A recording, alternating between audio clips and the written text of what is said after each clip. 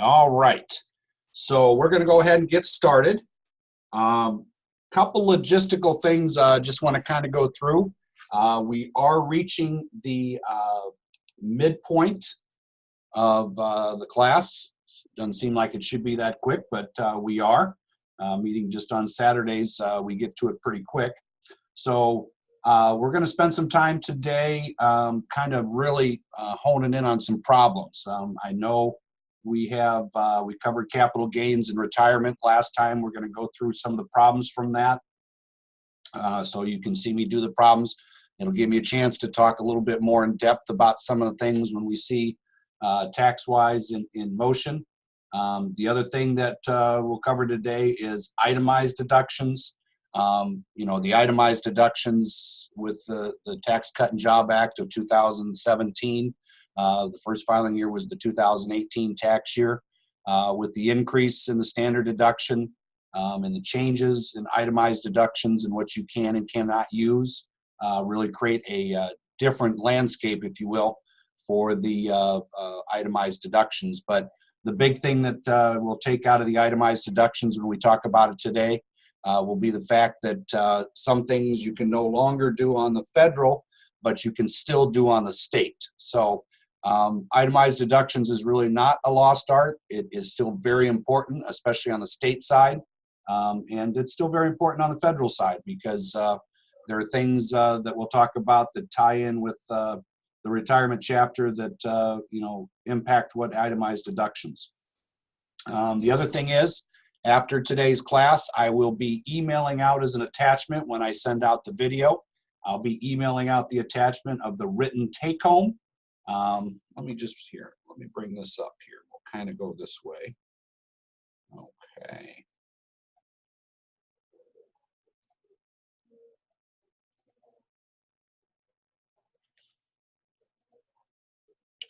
Okay, so got the schedule up there.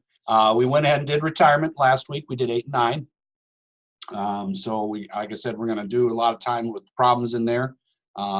We got itemized deductions that we're covering today, and then as it says on there, the written midterm will be distributed to you today, and then that you'll just send in the answers by the 23rd. Speaking of the 23rd, seems like we should be talking about Thanksgiving, but it is very late this year, so we're going to get the midterm in. The computer midterm, I'll send out an email that I would like to have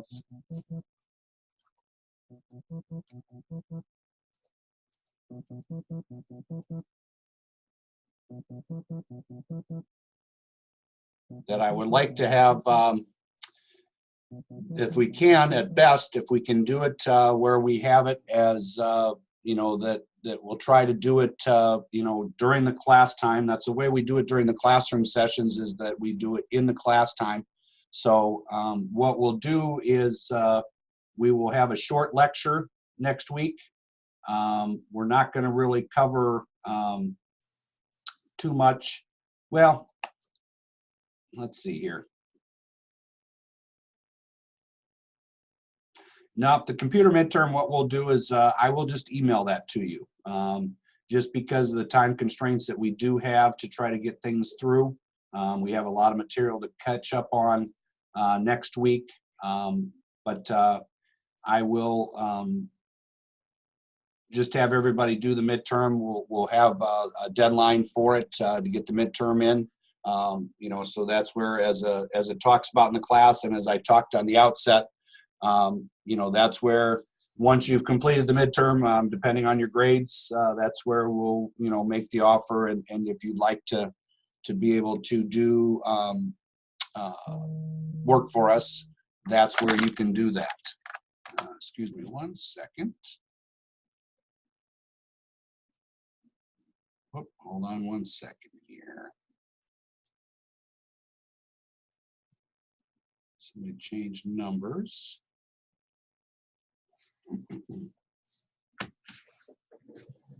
All right, give me 1 second here.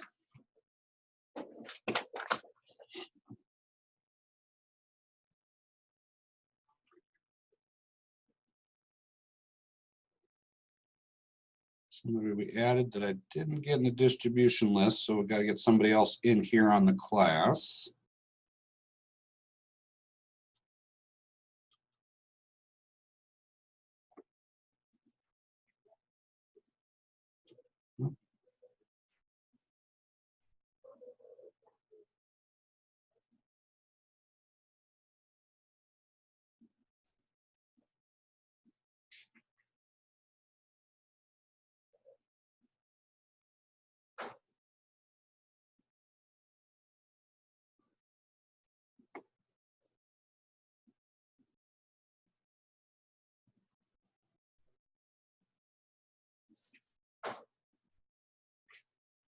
Okay. So like I said, that this is where we'll talk about the options working and things like that. So, and just to kind of to give you a little bit sense on the midterm, let's see here.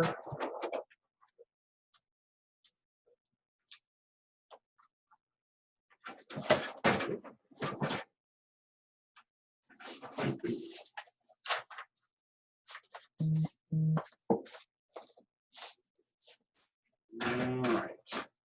Okay, to give you a little sense on the midterm, if you want to take out a blank piece of paper, okay, so if you can take out just a blank piece of paper, I'm going to give you some topics that to kind of areas I'd like you to focus on when you're doing your practice problems. These will be the areas that you want to focus on for the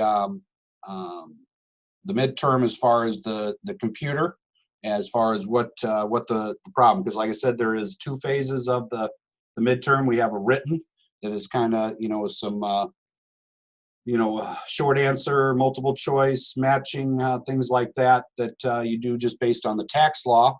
And then we have a computer problem that is a, like we've been doing in our workbook, computer problem. Our friends Michael and Mary Murphy is the ones that are on there. So, okay. All right. So, piece of paper. Topics for the midterm. We do have a problem, like I said, that we will have dependents. So making sure on the main info that we get the dependents in there correctly. So Michael and Mary will have kids. So they'll have that on there. Another topic you want to make sure you handle correctly. They itemize the previous year. So they're going to have a state refund and a Empire Child credit. Okay.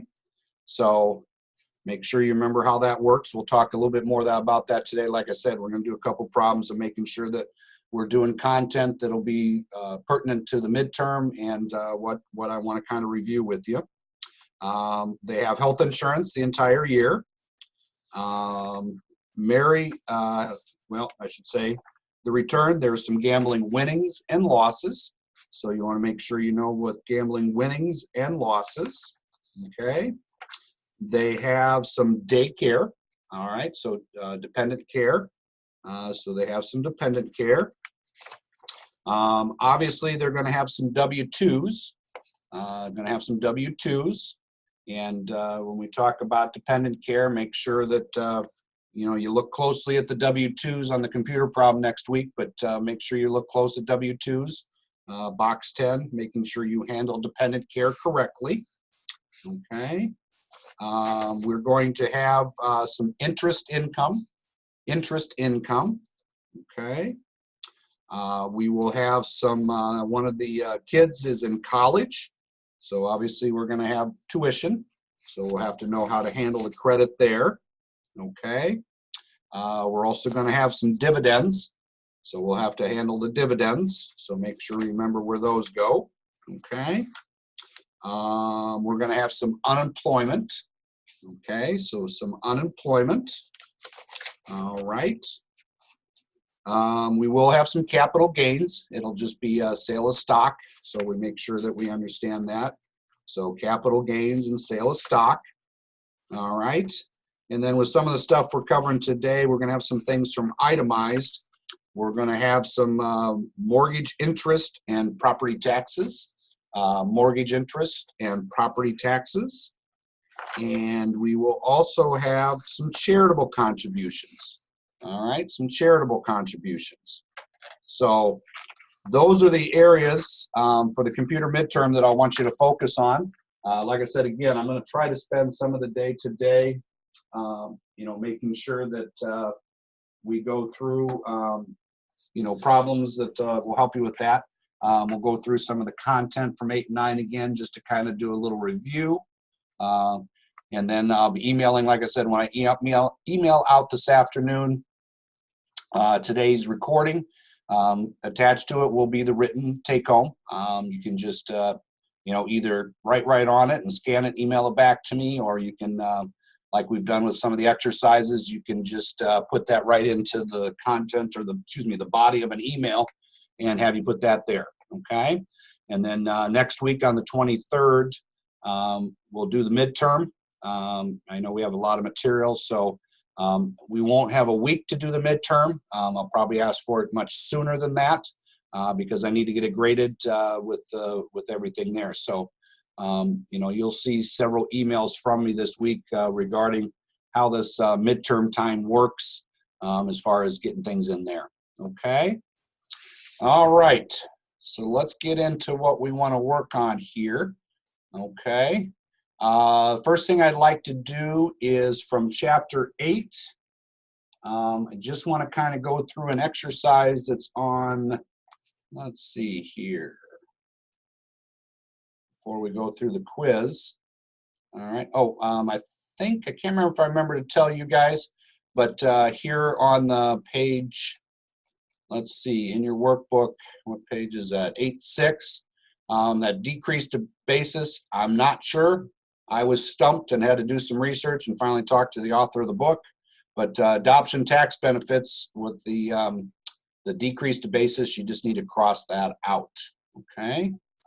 All right. Okay. So I'd like to go through these just to kind of some real life scenarios, just making sure that we got a good grasp on the basis. So we're going to kind of, talk about these exercises. We had Dale bought land and a building for $60,000 for use as a parking lot.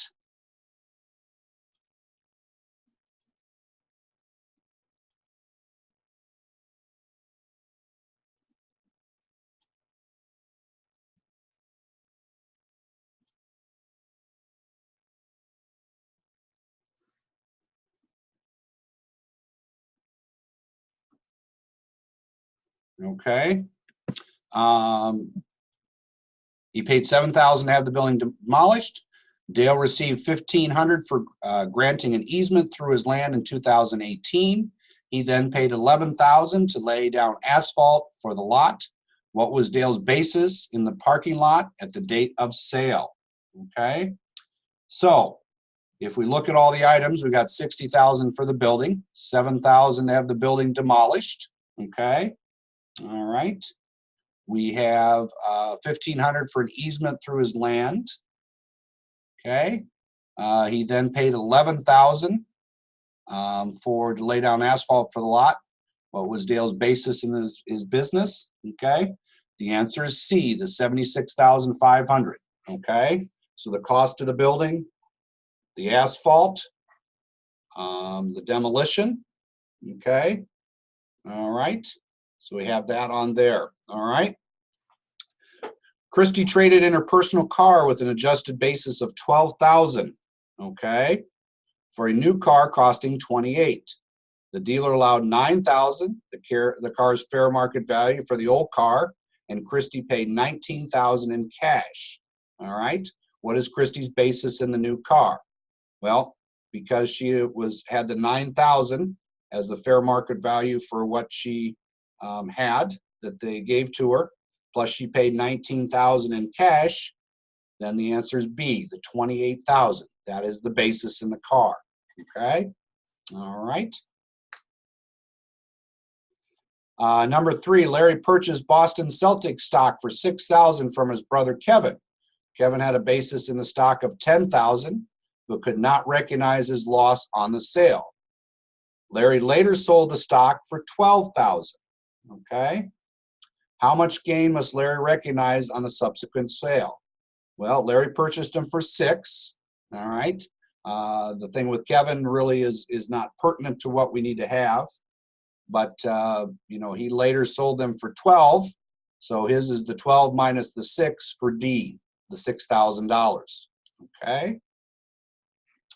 All right. And number 4, we had Paul purchased a building for $40,000 in cash and assumed the existing mortgage of $25,000. All right.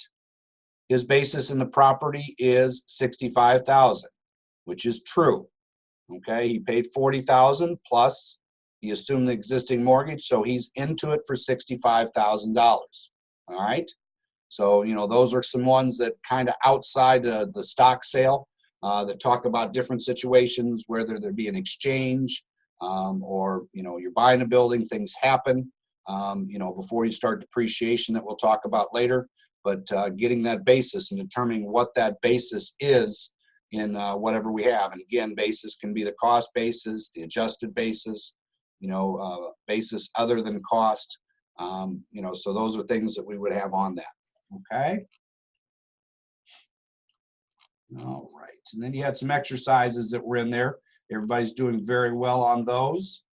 Make sure you're turning those in to me. I do need to see them, as far as that you're doing the exercises as you go along in the textbook. And then, the problems are the big ones because that shows me that you understand the law and that you're able to apply it to a tax return to compile the answer. So we got to make sure that we're doing that. Okay. All right. So let's head to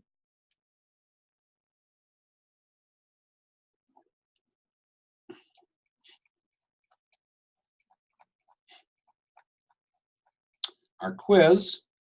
And on the quiz, we had, as I just talked about, we had 3 ways to determine the basis in property. We have the cost basis, the adjusted basis, and a basis other than cost.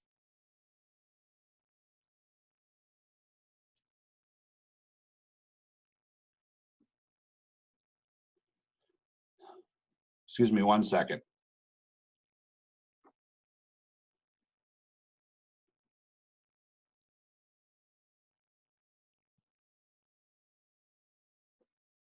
Okay. So we talked about the fact that we have the cost basis, an adjusted basis, and a basis other than cost. Okay. So again, the cost basis, that's pretty straightforward. We have exactly what we put into it, what we paid for it, that we know. Adjusted basis, in the case of stock, we might see an adjusted basis with a stock split, or if we had commissions to pay for the trade of the stock. Okay. The basis other than cost, if it's not determined. I know I mentioned Big Charts, the website, if you have to look up historical value of stock. Okay. The other thing that we have is, if we have a house that we're selling and we're not sure, we got to find fair market value in the year that it became the possession of the person that's selling it. So that would be a basis other than stock, or excuse me, other than cost. Okay. All right. Give 5 examples of capital assets: home, jewelry, stamp or coin collection, stocks, bonds, car. Anything that you have value in, that you may sell for a gain, that would be something that is a capital asset. Okay. The form that a broker uses to report a sale of stock is a Form 1099-B. Okay. I know I brought up on the screen, and I apologize that it was turned the wrong direction, but it is in the Dropbox that I send out to everybody. On that, is a example of a 1099-B. It shows, they don't look like the ones that you see in the textbook. They just don't use that form. I know that's the one we have to use to show the sale of stock, the 1099-B that we have. But as I showed you on the examples, the ones that you see from the brokerage houses will be like that example that's in the Dropbox that is in a file with K1s, and that's how you will see that stock. You don't have to enter the stock, line by line. You may get a day trader that comes in that has, a PDF of what he's done for the year, and it might be 200 pages. But what we have to do is we have to report you know, whether to determine short-term, long-term, and then, you know, those 8949s that we talked about, and we'll talk a little bit more about in the problems, you know, the 8949s where we do those and make sure that we determine, is the basis reported to the IRS? Is the basis not reported? Does neither apply in short and long term? So we had those codes of A, B, C, D, E, and F that we had to put in when we put that in. Now, in the case of a stock transaction, like that example there was 4 stocks in there, but they were summarized. So we can do B, B, and T securities. Just put in that they were A's, all short term, and give the total for the category that falls under short term, and then the letter A for the 8949. We don't have to type in every single transaction. What you do with that, you'll learn logistically that there's a form that you put in called an 8453 that you send under separate mail to the IRS with that 200-page PDF to say, hey, here's the detail, I just gave you the summary. And the IRS will then sort through it, okay? So that's where we do those. Okay. Number 4 talks about what are the 2 things that must be true in order for a non-business bad debt to be deductible. Basically, we have to have some type of basis in it, some type of cost in it, and the debt must be worthless, okay? So in order for a non-business bad debt to be to come in and be deductible, you know, basically, we, lack of a better term, we got to have some skin in the game, okay? So if you're going to write off that bad debt and have a deductible, you got to have something into it, some cost and basis, and then it must be totally worthless, okay? There are 2 tests that must be met in order for a taxpayer to exclude a gain on the sale of the home. Ownership test, okay, all right, and residency test. So you have to own it, has to be your primary residence for that residency test. And as we talked about, you know, you must have lived in it for the 2 of the last 5 years. Again, the 2 of the last 5 years doesn't have to be, you know, 2 years back to back. It could be 6 months, 6 months, 6 months, 6 months, you know, hit and miss, but as long as it was your primary residence 2 of the last 5 years.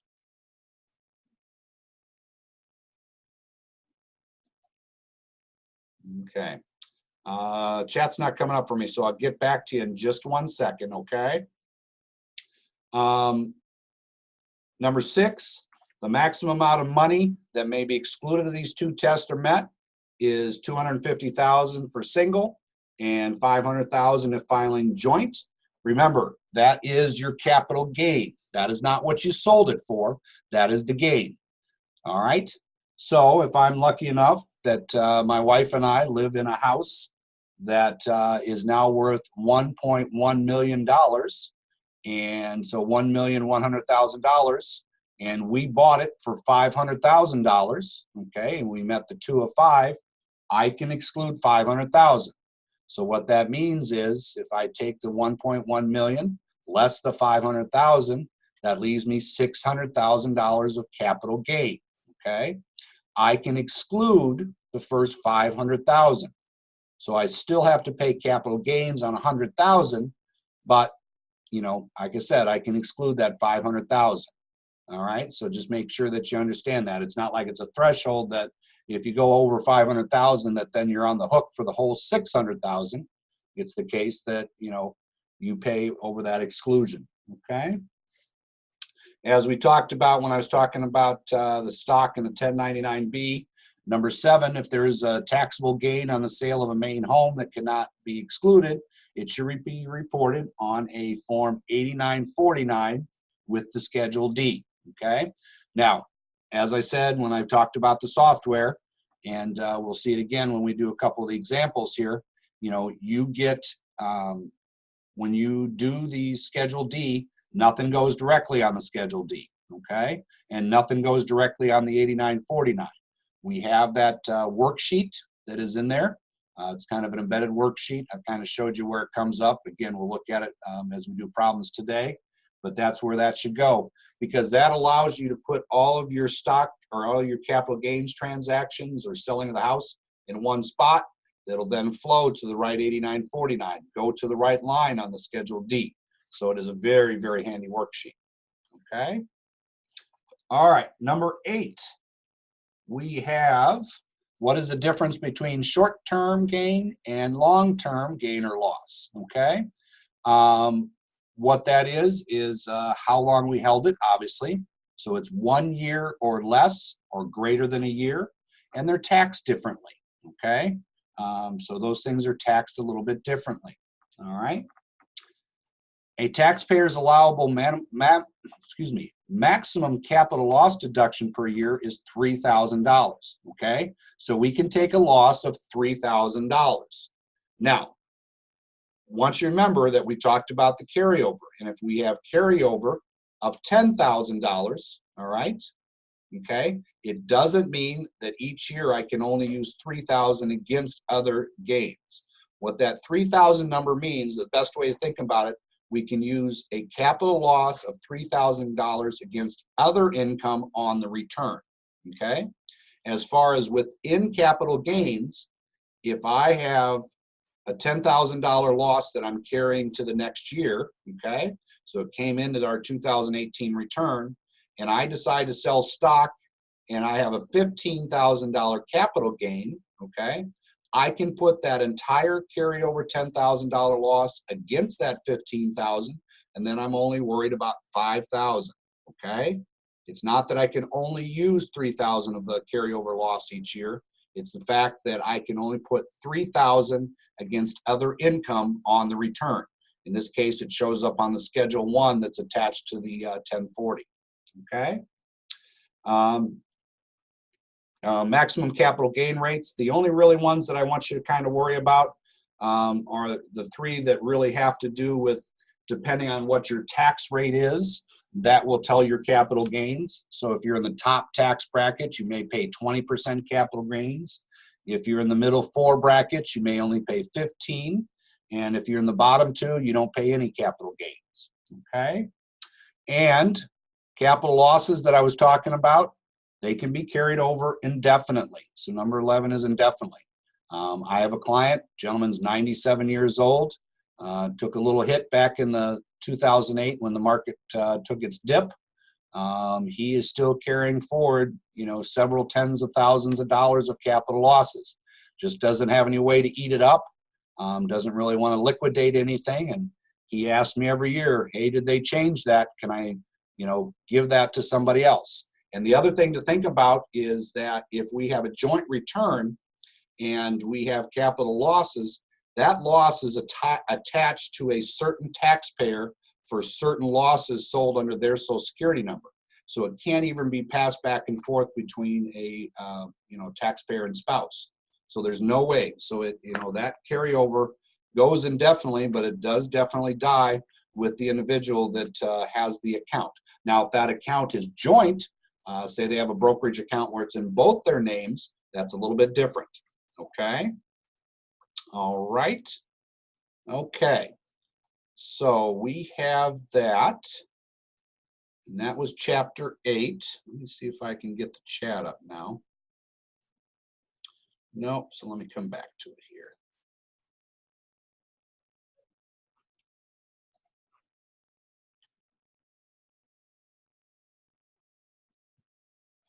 How do you submit? Okay, the question was, how do you submit the broker statement in the form 8453? What happens in most softwares is at the top of the Schedule D, you check a box or you put on the Schedule D that says, hey, more information to follow. You check a box that says 8453. That form goes in electronically with the return. Then you also print that form and attach it, and it's sent to a separate address with the brokerage statement. So, the 8453 goes in electronically. And again, I'll show you when we get into the problem that we're going to take a look at that we'll talk about that. Okay. All right. So we have that. Okay. So what I'm going to do is we're going to, let me get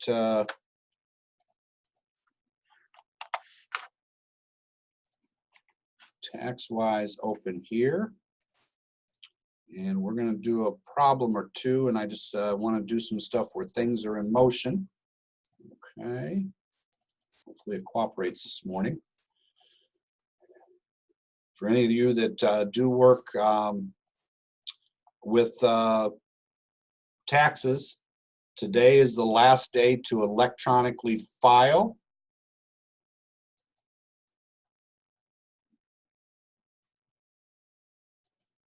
So anything after this for 2018 and 17, 16 is the only other year that are in play. You can no longer electronically file returns until the opening of the 2019 tax season. So basically what that means is that all returns will go in paper right now. So.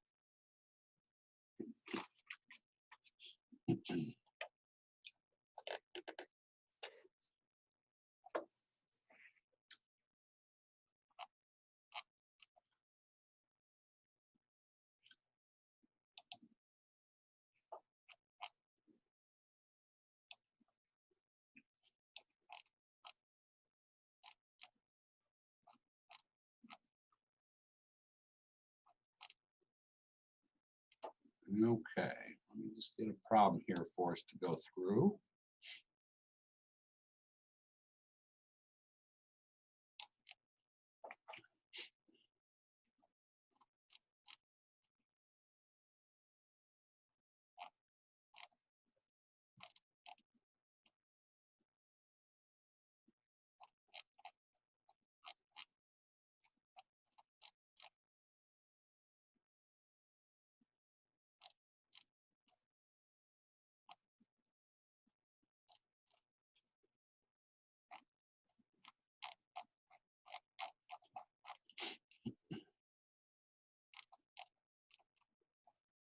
All right, so if you want to grab your workbook, what I'm going to do is I'm going to go through problem 8.1. Okay, all right, and we have that the one it's on page, let's see here, 8.4 in the workbook. It's problem 8.1 for Chris and Elaine Robbins. All right.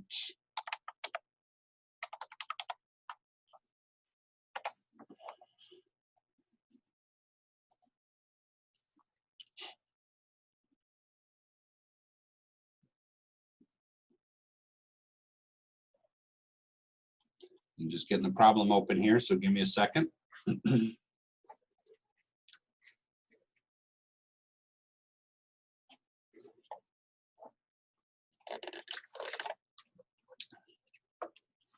Okay.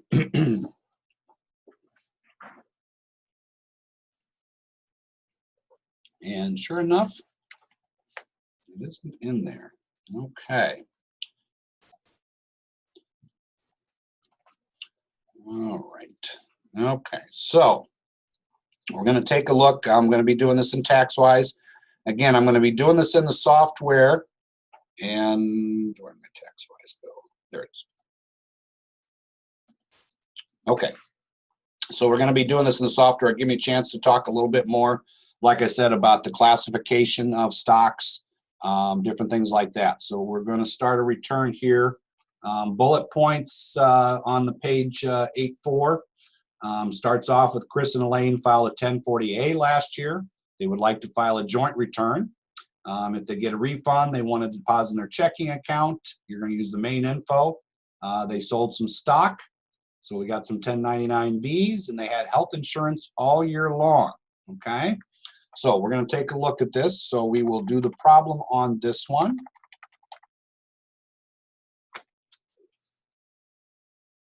And no, I don't want to do that.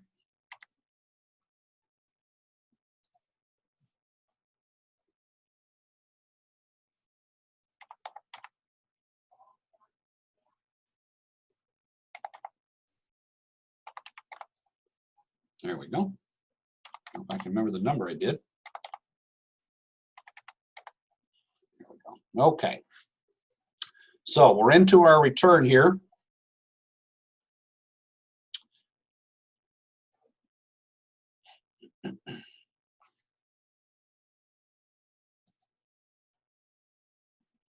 All right. And remember that we want to do everything in cap locks, okay? So for you that are Winnie the Pooh fans, we have Christopher Robbins, okay? And he must be all grown up now because he is married to Elaine Robbins. All right. And always make sure you get the spouse in there and get her social security number in there. All right, we've talked about the address, the importance of making sure that we see the address when we have it there. You may have some carry forward information, but always verifying it, because when you go to put in the W-2s, if the address is different, we have to change. Maybe they moved or something like that. Also email. The IRS mandates that in order for you to send an electronic version to somebody, we must have an email on file, okay? Cannot stress that enough. All right, oops.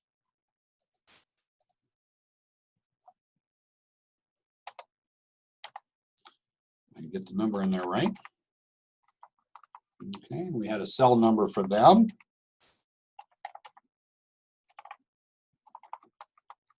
Okay, and we got their date of birth. We talked about, when we talked about retirement, how important that date of birth is to pay attention, because if we start to have distributions and we see that they are not 59 and a half, we're going to have to address some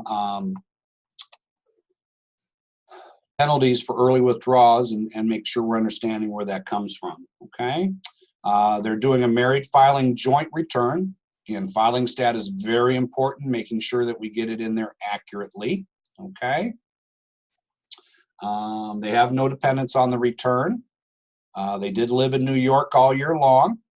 We're going to e-file the return.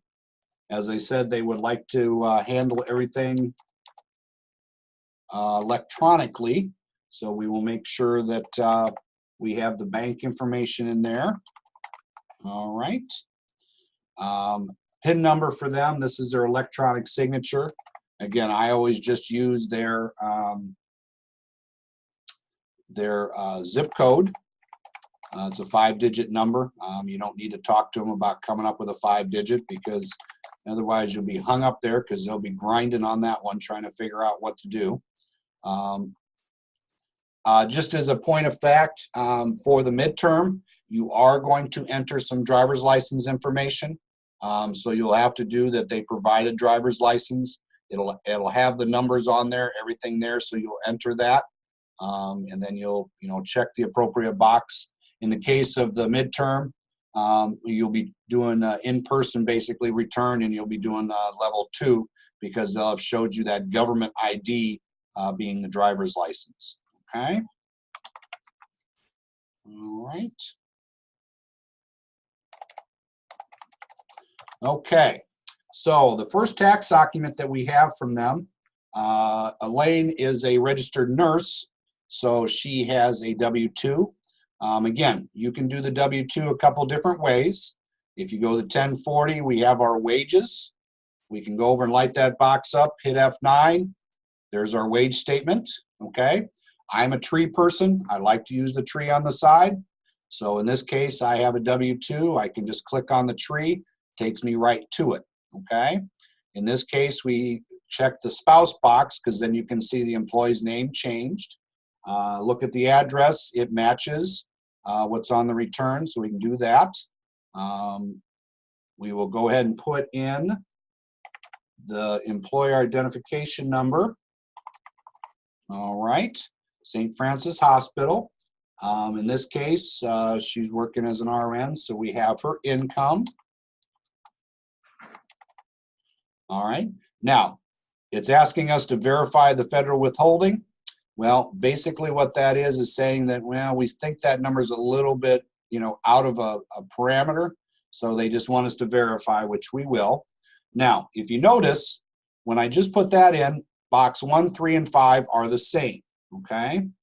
In this example, we go to box 12. They have a D code, which is contributions to their 401k. And if we put that amount in it, that then adjusts box 3 and 5, and it matches what's on the W-2 for the 4 and 6 for the Social Security and Medicare, okay? So always make sure you do that. If there is a contribution, make sure you check the box that they are participating in a retirement plan. That will make a difference on that credit that we talked about, the 8880, which is the saver's credit, okay? And then I always talk about out of sight, out of mind. When I've been working with people here in the computer lab, they kind of, sometimes they'll be off on the state refund, and it's where they forgot kind of hiding down here at the bottom of the statement and hiding at the bottom of the computer that we have state withholding. So make sure you get that in there. 414H SUB, we'll talk about in the next problems when we talk about retirement. We go through that. But on this one, we're just going to hit F3 and get rid of that red there. All right, so I got a lane in there. The next thing I have is a W-2 that is for Christopher. You know, again, I can go back to the 1040. I can use the add a form, you know, type in W-2. And as you can see way down here at the bottom in red, you can see that it comes up. For me, I'd rather just hit this where it says copy, and it'll copy a W-2 and give me a blank one. I can now check the box for taxpayer.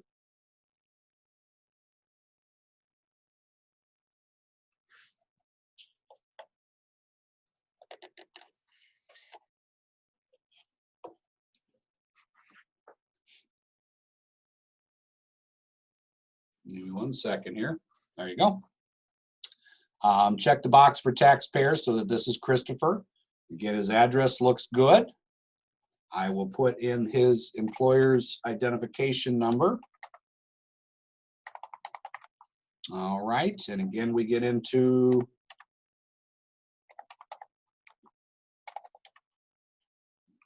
all right, and again, it asked us about the withholding. We verified that. Again, we see that he has contributions to his retirement. As soon as I put that in, that adjusts my boxes 3, 4, 5, and 6. On this one, we also have a DD code. The number doesn't flow anywhere, but that is what his employer paid for he and probably Elaine's health insurance. He must be carrying the health insurance. It helps us determine that there is health insurance for them for the entire year.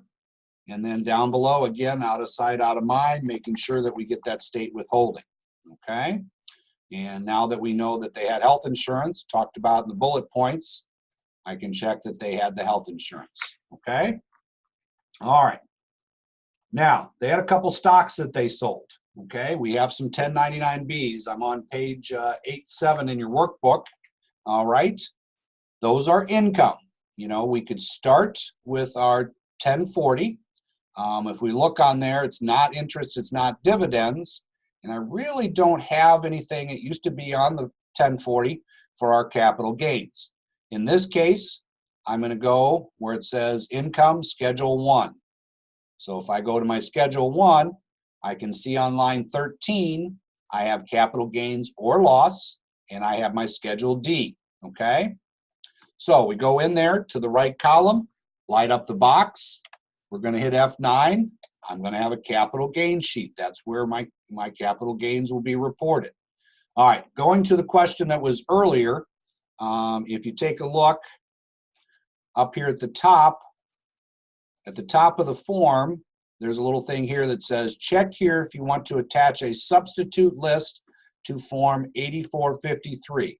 So if I check that box, okay, to kind of address the question, if I check that box, all right, it's going to create an 8453 on my tree on the left, and I'm going to go take a look at it. This is a form that says I am electronically sending this in, but as you can see down here, I will be sending this other stuff later, okay? All right. Some of them you can attach it as a PDF.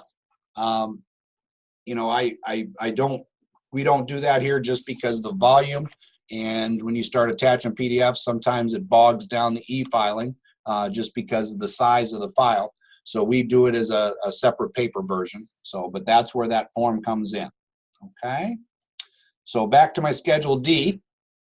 In this case, we have stock transactions. And again, I cannot stress enough that we do not type directly on here. I realize that we have some little things here with 8949.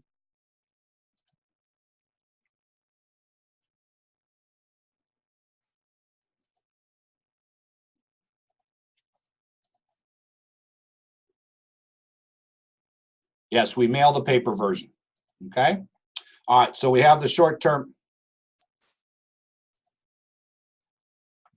Okay. So we have the short term. Here it says totals. So we have the little box there. In this case, I'm going to hit F9. I'm going to get my capital gains worksheet. As I said, this worksheet is where we put all of this information. This is where all of our stock transactions are going to go in. Okay. So we're going to have them all in one spot. In this case, we have stock from there that is called LMNO. They have 100 shares. You could note that if you want to. All right. And when you get to this worksheet too, make sure you scroll up so that you can see up here at the top, has your little A, B, C, D, E, F. That's what helps get to the right 8949. In this case, when we take a look at the stock, we had a basis that was reported. Also, we have the dates, and it was basically a short term. They only held it about less than 2 months. So this is an A. So we're going to put an A in there. Okay. We put in the dates.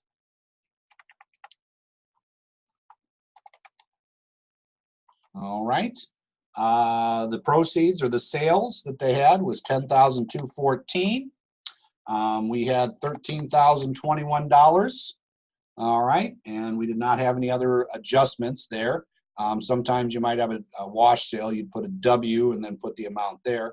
But we can see that we had a loss on this transaction, okay? All right, so if we note, we're going to kind of retrace the steps before we do the other stock here, okay? So if we notice, we have our 287 loss. On our tree on the left, my 8949 was made up. So from this worksheet, the form we need to report this to first, we have that, and you can see that it's checked here. All right, we got our short-term transaction. Then we go all the way back to our Schedule D, and there we can see that is on the Schedule D and showing our loss. Okay, so that loss is on there. All right, so back to our worksheet, we have another stock. We have STON Incorporated. In this case, it was 750 shares. You don't have to put shares in there. You can if you want. Bought back in 2001, sold in 2018. All right, we do have a basis. So this is going to be a letter D. Okay, again, we put in the date. Whoop. Got ahead of myself with a step. There we go. Okay. $12,200. Okay. $9,021. So we had a gain on this one. All right. So we had a short-term gain and a long-term, a short-term loss and a long-term gain. Okay. So we had that stock there. All right. Again, retracing the steps. We can see over on the tree on the left, our 8949. For D, which is a long term with the basis. It's reported on there, so that'll go in electronically for us. We go back to our Schedule D. We see at the top our short-term loss. We had a long-term gain, okay? All right, those will be put together, okay? And going all the way back to the Schedule 1, we can see that we had a net capital gain of $372, all right? Now, page 2 of the Schedule D, it talks about the total gain, okay? And then we have a Schedule D tax worksheet. What this is if I look at 1040 page 2, I can see here on line 11, my tax was not calculated in a tax table or a schedule, all right? Because I had capital gains, I was able to use the Schedule D worksheet, all right? A lot of times that is more favorable than doing it by the tax table or a schedule, okay? In this case, we have it where it calculated our tax for us based on our gain, all right? and it was able to have our tax on taxable income come at a different amount, okay? Because we had the tax on our capital gains of $56, and then was calculated within that. And like I said, a lot of times, you know, it'll be more favorable to use that. You can end up on that Schedule D too if you have qualified dividends, okay? All right, so that's kind of the way capital gains works, all right? So that's another problem that we have on that, all right? Now, I want to show you something real quick here. If I had my stock transaction here and our loss, okay, instead of our cost basis, instead of our sale price being $10,214, we're going to make it $1,021, okay? So we had a $12,000 loss on this stock, all right? So again, that carried over to my schedule, or excuse me, my 8949, goes to my Schedule D, all right? Now, I have another worksheet that pops up here, okay? So, I have it where it shows my carryover loss. My short term,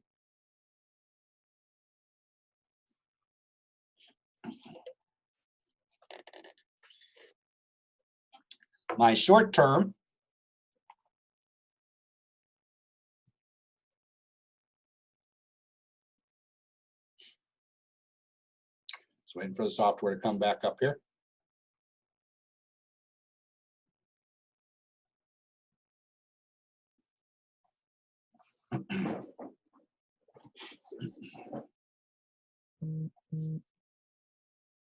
Okay, my short-term loss, the 58.21, okay? So that means I'm gonna have some carry forward, all right? Also, if you notice, now that I have a loss, I'm not able, okay, to use my Schedule D tax worksheet. So I'm gonna be back in there. So when we have a loss, even though we have capital gains, I don't get to use that Schedule D tax worksheet, all right? And also, you can see 3,000. That is the maximum amount that I can put against other income, okay? And again, I'm on that additional income. That's the maximum amount, and you know, that will then flow over as that loss against my W-2 income, okay? So again, that's where that $3,000 loss comes in, all right? So let me change this back to what it was so that it's on there for record. Okay, all right. Okay. And then if you note in the blue box up in the corner, we got what we have there. So I don't know if anybody wants to make note. I know that I usually send out the answers to the problems, but if you want to jot it down, you can on that one. Okay. All right. So we have that one. Okay. All right. So we're going to cut out of that one. All right. And we're going to head back to the workbook. We're going to take a look real quick at Chapter 9, and then we're going to go through a couple problems there before we get into the next section, okay? So we're back in the workbook. Do want to do the quiz, kind of go through the topics that were there. All right, so in the workbook, or excuse me, textbook, all right. We are on page 933 for our Chapter 9 quiz, okay? First one is, what are the two tax advantages of a qualified retirement plan? Again, when we talk qualified, pre-tax dollars, okay? So it's funded with pre-tax dollars, and that money is allowed to grow tax deferred. So we don't pay tax on it until we take a distribution later on, all right? So we pay, you know, tax on the growth, which means we're going to pay tax on the money we put in plus the growth, okay? Now, if it's non-qualified, we may have something that is not doing that. A good example is a Roth. Those are taxed dollars, okay? So those are tax dollars that we put in there. The growth on that, when we cash it out, we don't pay tax on the other end. So that's where those are good, okay? Number two, what makes retirement distributions taxable to the taxpayer, okay? The answer is that the recipient has no cost basis. Basically, what that means is when retirement distributions become taxable to taxpayer, they have, again, I use the term no skin in the game. So if it's the case that the money that is in there is not theirs that they've paid tax on, then they will pay tax when they distribute it, okay? Common one that we see when you think of a situation like this is when you look at universal health policies, or excuse me, universal life policies. They tend to have life insurance, and then they also have an annuity with them. A lot of times that annuity is funded by money that is based off of the cash value or the dividends from the life insurance. So a lot of times that's where you'll have that, because then you have money going in there that really is not yours, hasn't been taxed, so that when you go to take it out, it will be taxable. Okay. We talked about the letters that are on 1099-Rs. Again, we're going to talk about that a little bit more when we get into some problems here. But below are some of the ones that are most common. We have one is just early distribution, no exceptions apply. So basically somebody that's under 59 and a half. Two, money's taken out before 59 and a half, but we have an exception. Sometimes you'll see these if somebody's given an early retirement or something like that, and it qualifies that the pension money is given to them because of the situation with their early retirement, because they're forced into that and they're taking the money, then the IRS allows that to come to them just as taxable income with no penalty, okay? Number three, disability, okay? We're going to have a question where it talks about that a little later, but if it's coded 3, and we'll look at it on the problems when we get into the problem that we're going to do. When it's coded 3, you want to make sure you check a box, because coded 3, if there's a qualifying child on the return, if that 1099-R is coded 3, it could mean earned income credit. So make sure that you understand that, if you have somebody that is getting a disability distribution from a retirement account, that you check that box on there, and it will put it on the line for wages, and that means that it could be used as earned income for the earned income credit, okay? We see a lot of the 4 when somebody's a beneficiary for a death benefit. So that's where if somebody is a beneficiary on somebody's 401k or a IRA or whatever it may be, some type of retirement account, if they are the beneficiary, we'll see it coded 4 for the death benefit.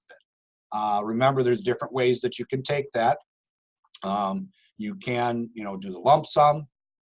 You can just the distributions. You can take it over 5 years. You can roll it over if it qualifies. I mean, there's a lot of different options there. Okay. 7 is a normal distribution. So basically, we have somebody that maybe has reached 59 and a half or older, and they're taking their money out of that. 7 would be what you would see on somebody that is taking a required minimum distribution. Talked about RMDs, so making sure on that. Okay. G is a rollover. That's where somebody's taking it and directly rolling it over. Now, you can have the instance where there may be a situation where it's a 1 because somebody got a check for their 401k from a previous employer that they didn't know they had. They get that check. We're going to have a question here in a little bit. They get 60 days, okay? So they get 60 days to roll it over. So if they get that check, they can roll it over and then without penalty, put it into the new IRA. So then it's not taxable and no penalty, even though it may be coded 1. Again, I'll show you on the software and on the 1099-R when we talk about that, how we handle that, okay? And Q, that's the one you see sometimes, and they're becoming more popular even with ones from employers, because you can put more into an employer Roth than you can a one that is kind of your private one, if you will, that you have at a bank. So that would be where there's a Q for the Roth, okay? 2 methods that can be used to receive previously taxed contributions, general rule and simplified. We're going to do a problem. I'm going to go through the railroad one with you after we do the quiz here. So we'll see that simplified method in the works, okay? As I said, a disability pension received under a plan that is paid for by the employer must be reported as income until the taxpayer reaches minimum retirement age. Report taxable disability payments on Form 1040, line 1. Okay? But again, qualifying child, you may get a earned income credit on that, okay? To find out whether any part of the Social Security benefits is taxable, compare the base amount of the filing status with the total of, basically you take half of it and then you add in things with other income and interest income, okay? I realize in the textbook there's a worksheet. Actually, the best worksheet to figure this out is when somebody gets a 1099 SSA, which is their Social Security. If you flip it over on the back, we're talking about the one with the pink boxes. You flip it over on the back, there's about an 8-line little worksheet that is the best worksheet I've ever seen to calculate Social Security benefits, okay? Number 7, I talked about a little bit earlier. What is the time limit for IRA rollovers? That's that 60 days, okay, to complete the rollover. All right, instead of doing it where we would call it a trustee to trustee, where it goes from the 401k to an IRA. If the case of that 401k distribution, they get a check in the mail, they say, I don't want to take this, I'm going to roll it over into something. They have 60 days to do that, okay? Also, what is the waiting period for IRA rollovers? All right, we have to do at least 1 year, okay, 365 days. All right, 1 year between our rollovers. All right, okay. And the last one is, what form, tier, and box of the railroad retirement benefit needs to be entered as a Social Security benefits? That is the one that is blue. All right, RRB, the 1099 tier 1, the blue one, okay? I remember I said that's handled just like Social Security. Social Security has a pink box. Railroad tier 1 has a blue box, pink and blue, boys and girls together, okay? All right.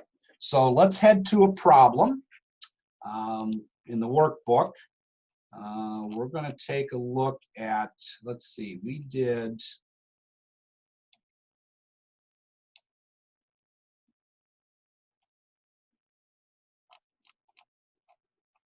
line 1. Okay, so we're going to do problem 9.2. It's on page, this one's kind of a little bit, this has got a lot going on in it, but page 9.9. Okay, so we got Ralph and Bernice. All right. Okay, so let me get, oops, excuse me 1 second here. All right, so we're going to get Ralph and Bernice up here.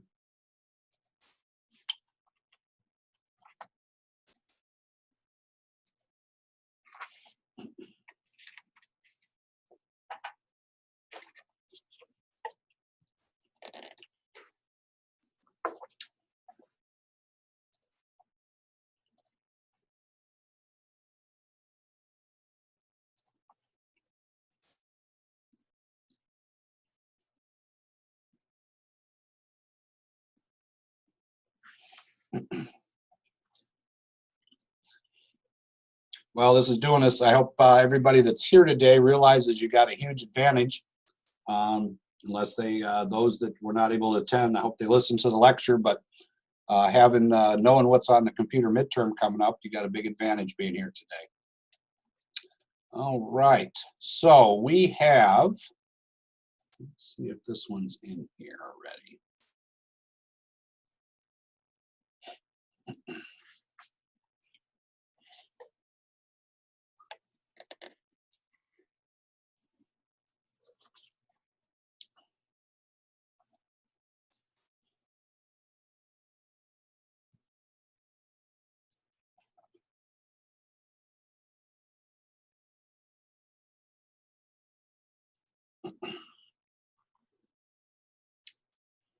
Okay, well, this is an open up. If we look at the bullet points, we have some unique things going on in this one.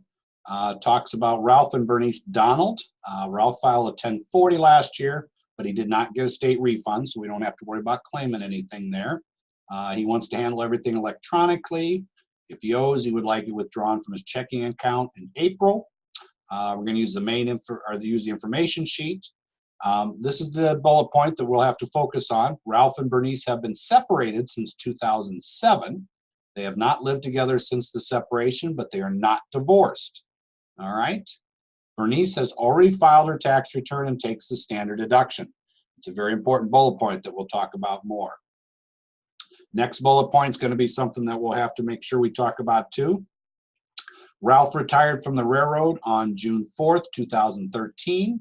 He was 65 when he started receiving his retirement benefits. He received benefits for all of 2018.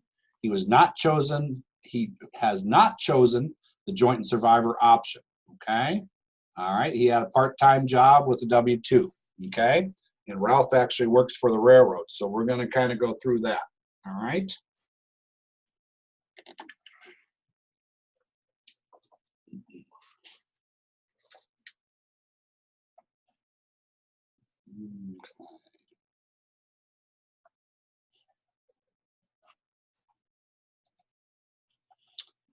All right, so let me get this up here. Okay. All right, so we're going to go ahead and we're going to work on Ralph and Bernice, but we had some bullet points that we're going to have to address. So we'll go ahead and get Ralph in here.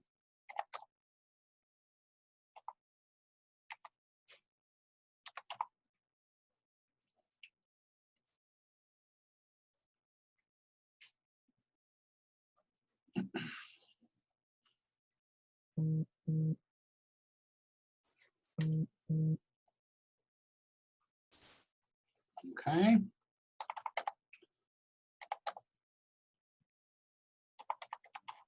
All right.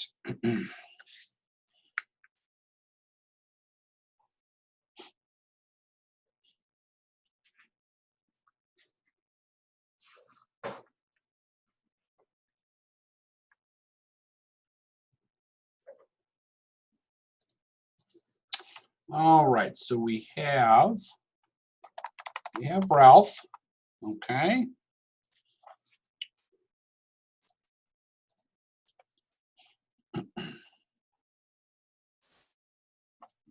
All right, and if we remember, we have Bernice, but it says that she already filed, so she can't be the primary or the spouse on the tax return, okay? So it's going to be Ralph filing by himself because she's already filed, even though they're married, they've been separated, okay? So, and we have Ralph's address, okay? All right, we got his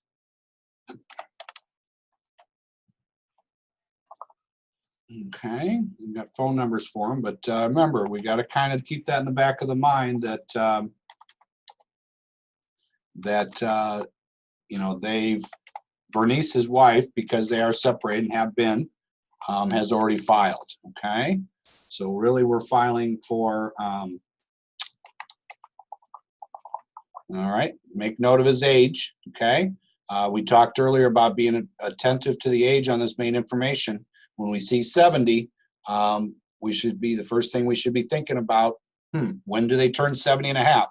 Required minimum distributions from their IRAs, okay? He's retired. Now, because they do not live together and Bernice has already filed, they will be doing married filing separate, okay?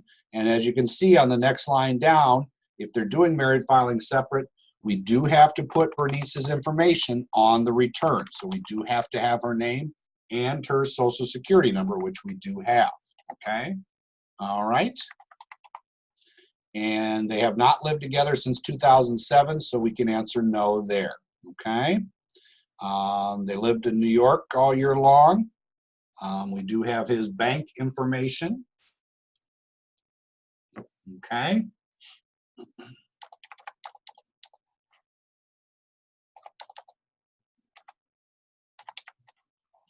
All right. Again, we're just going to use the zip code. Okay, and again, like I talked about in midterm, we'll have to put driver's license information in there, okay? Okay, now, I'm going to kind of go through a couple things here, okay? Remember that we're doing our filing status is married filing separate, okay? If we go to 1040 page 1, we all of a sudden we have this little box that usually doesn't light up, and it says, check here if the taxpayer is married filing separate and the spouse itemizes deductions. Well, we can remember from our bullet point that it says that Bernice has already filed her tax return and takes the standard deduction, okay?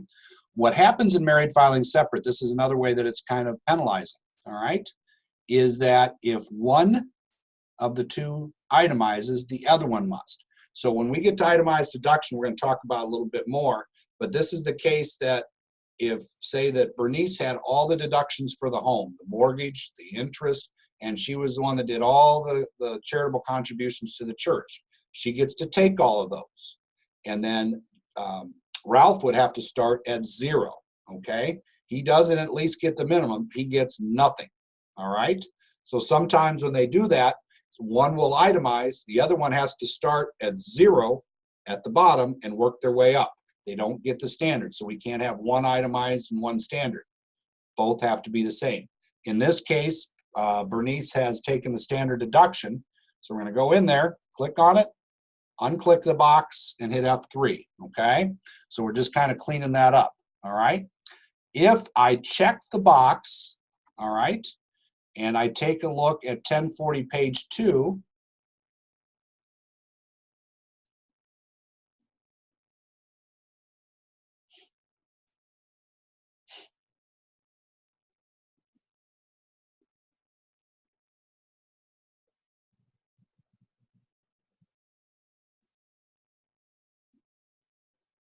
okay? I'll take a look at 1040 page 2, look at line 8, standard deduction or itemized. He starts at 0, okay? So he gets absolutely nothing. So he has no deductions against his income, all right? If I go back to that box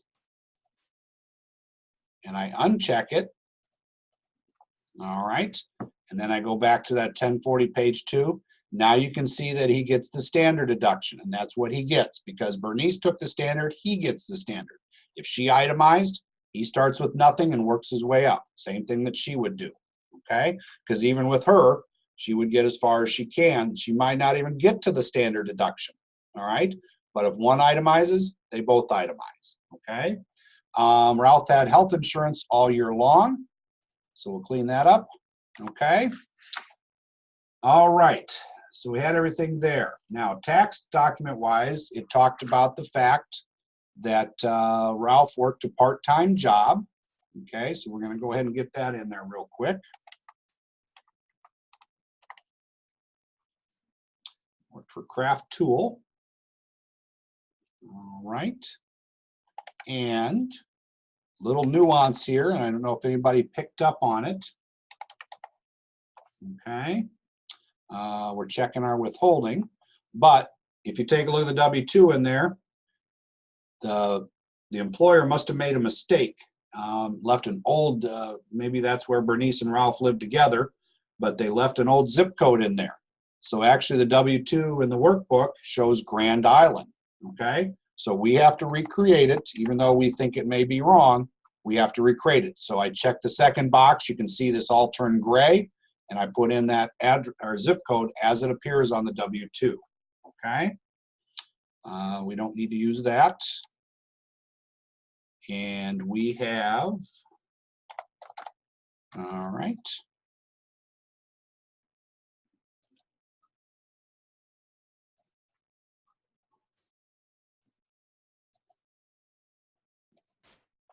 All right.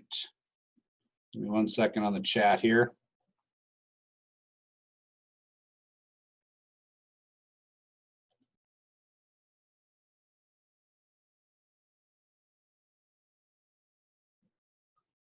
The question was, what if he qualifies to itemize, but she already filed with the standard deduction? We're going to have to amend one or the other because they have to be on the same page. As I said, one itemizes, both itemize, one standard, both standard. Okay? Eventually, you know, they're probably going to get a notice from the IRS. Okay? All right, so we have that. Okay, so we got that in there. The next thing we have is that he has an IRA. Okay, 1099-R. All right, so kind of like a wage statement, but if we take a look, not like the W-2, I don't have it already on my tree, okay? In this case, what I'm going to do is I'm going to start with my 1040 page 2. Well, if I look here, we got IRAs, pensions, annuities on line 4. So I'm going to go over, light up my box, hit F9, get my 1099-R, all right? I cannot stress enough, because of the state considerations, to make sure that if you have a joint return, that you check taxpayer spouse, because each on the state gets $20,000 of their pensions, IRAs, annuities tax-free. So if it's for the taxpayer, check taxpayer. If it's a spouse, check spouse. Because if they both take out $20,000 and you don't take the time to check, then all of a sudden it could mean that they'd be $20,000 if they both appear under the same name, okay? And then that means $20,000 of taxable income on the state that they should not have. So make sure that you have that distinguishing factor on it, okay? So in this case, we got the taxpayer, Ralph. We checked, his address is good. Nobody messed up on this one. We're gonna get the EIN number for Murphy Bank. Get that in there. Oops. All right, so we have that in there. In this case, small little 982 that he has coming out. Might have been an IRA that he started on his own, maybe made a contribution. Taxable amount not determined, but we do have a taxable amount, so we'll have that in there. We got box 7, and make sure on this one that you check the box if it's an IRA. All right, now this is the part, and again, maybe on that little piece of paper I had you write the topics for the midterm, but on this one we have to make sure that we do this. In my classroom sessions, I have somebody, I hand out little green Post-its, all right, and I have everybody write the boxes on here, box 1, box 2, box 3, and railroad, and I make sure. So this section down here, okay, right down here, this section that I just put in the box, in the red box, very important. I realize it says CF1 help on the state return for the use of these boxes. The F1 doesn't really help you, so we just got to have it. So, all right, we're going to go through what each one of those means. Box 1, so if you want to write on a little piece of paper or note, box 1, 59.5. We're going to know that the person that took the distribution has reached 59.5. Box 2, I want you to write government, okay? Box 3 is not used, and obviously box 4 is railroad retirement, okay? Box 1, 59.5. Box 2, government, pension. So we may be talking about state, local, you know, whatever it is on a government one, okay? And do your due diligence on that. This past week, I actually worked with a gentleman. We kind of did a little research. He had a pension from the Federal Reserve, but the statements he had that came from a private brokerage place with State Street Investments, but it was for Federal Reserve pension, okay? So it didn't really come out and say that it was a government, and the fact that it was going through a private brokerage house with State Street, we did a little research, found out that the state of New York, one of the tax commissioners, had made a decision and said, yes, that is a government pension. So even though it was through a private organization. So the government pension, he was able to check box 2 instead of box 1, and we'll talk about why that was important, okay? All right, so on this case, we know that Ralph is 70, so we're going to check box 1. Make sure that you do that. Make sure that you do that, okay? All right, now, in the case of this distribution, okay, if we had something, and I wanted to kind of touch on this, down here in the bottom, we have some additional boxes where we have some other rules that apply, okay? So down here, I'm talking about this exclusion worksheet. If we look at 1, this is where I was talking about when we were going through the quiz, that if I have something that's coded 1 that I received from a 401k that maybe I didn't know I had from a previous employer, and all of a sudden they send me a check, if I do that 60 days, I could have a coded 1 up there, but if I have $1,000 and I put $1,000 on this exclusion worksheet, that keeps it from being taxable and from a penalty, okay? The other one is, I was talking about the fact that we're going to talk a little bit about itemized deductions, and that with the higher standard deduction, it can be tough. If you have somebody that is 70 and a half and doing RMDs, they can do a trustee to trustee of a charitable organization. What that means is, if I'm required to take $5,000 out of my retirement account because I've reached my 70 and a half birthday, in order to not pay tax on that RMD, I can have it go directly to a charitable organization of my choice, okay? So we put the amount there. You can see you could roll some money into HSAs, okay? You can only do that once in the recipient's lifetime, and you can't reverse it, okay? Let's see, retired public officers, we don't see that one on. Excludable amount due to tax-free exchange is calculated in a previous year or by law. Sometimes I'll use this line. I do several ministers' returns. There is a way for them when they take a distribution from a retirement account, if it's going directly to their housing. You know, the minister's housing allowance is treated a little bit different, but if it's going towards their housing, they can exclude that from being taxable by law. Okay, so that's a little worksheet that's down there. So maybe our 1099-R says one thing, but we're going to treat it a little bit differently because it's maybe that 60-day rollover, or we're going to give it to a charitable organization, or by law it can be excluded. That's where we want to use that. Okay. All right. So we have that one in there. Now, page 912.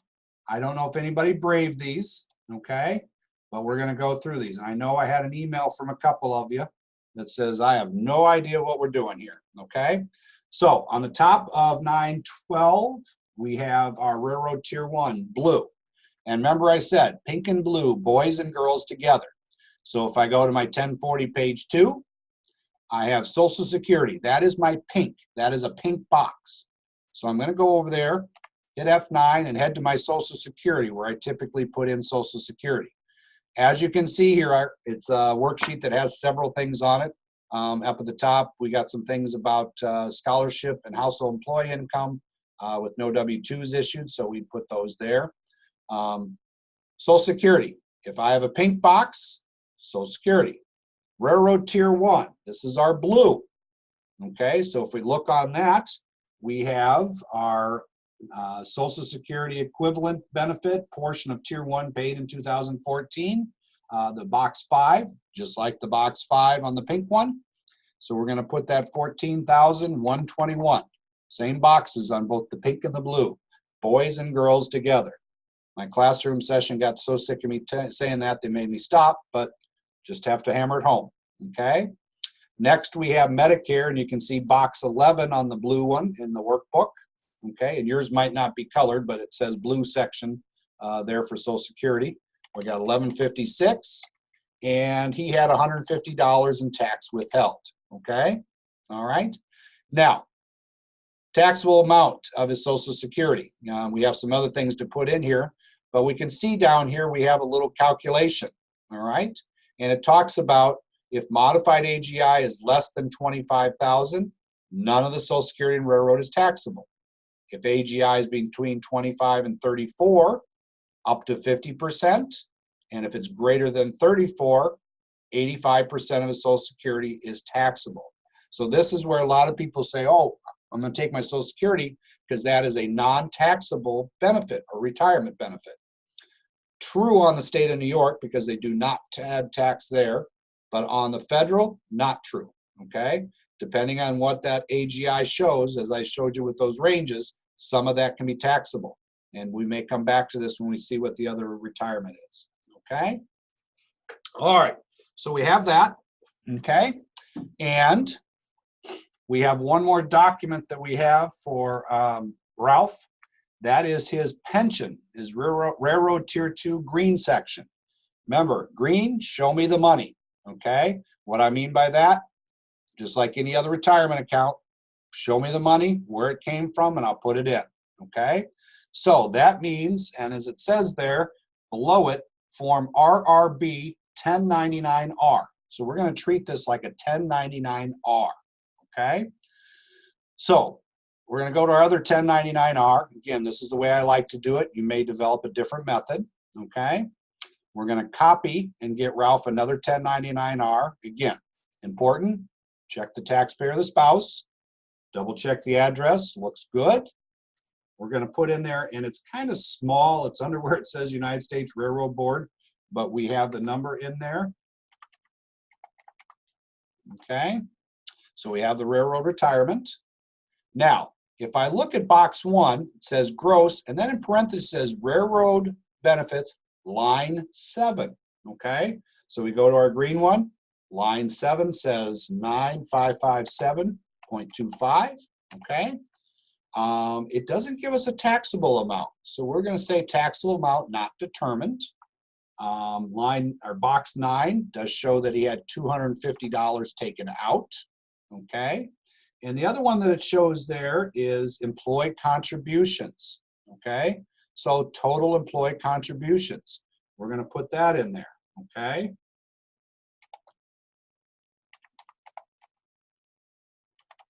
All right, so we have that. Okay. Now, when you have a railroad one, it's always going to be in the 7 box, it's going to be a 7. Okay.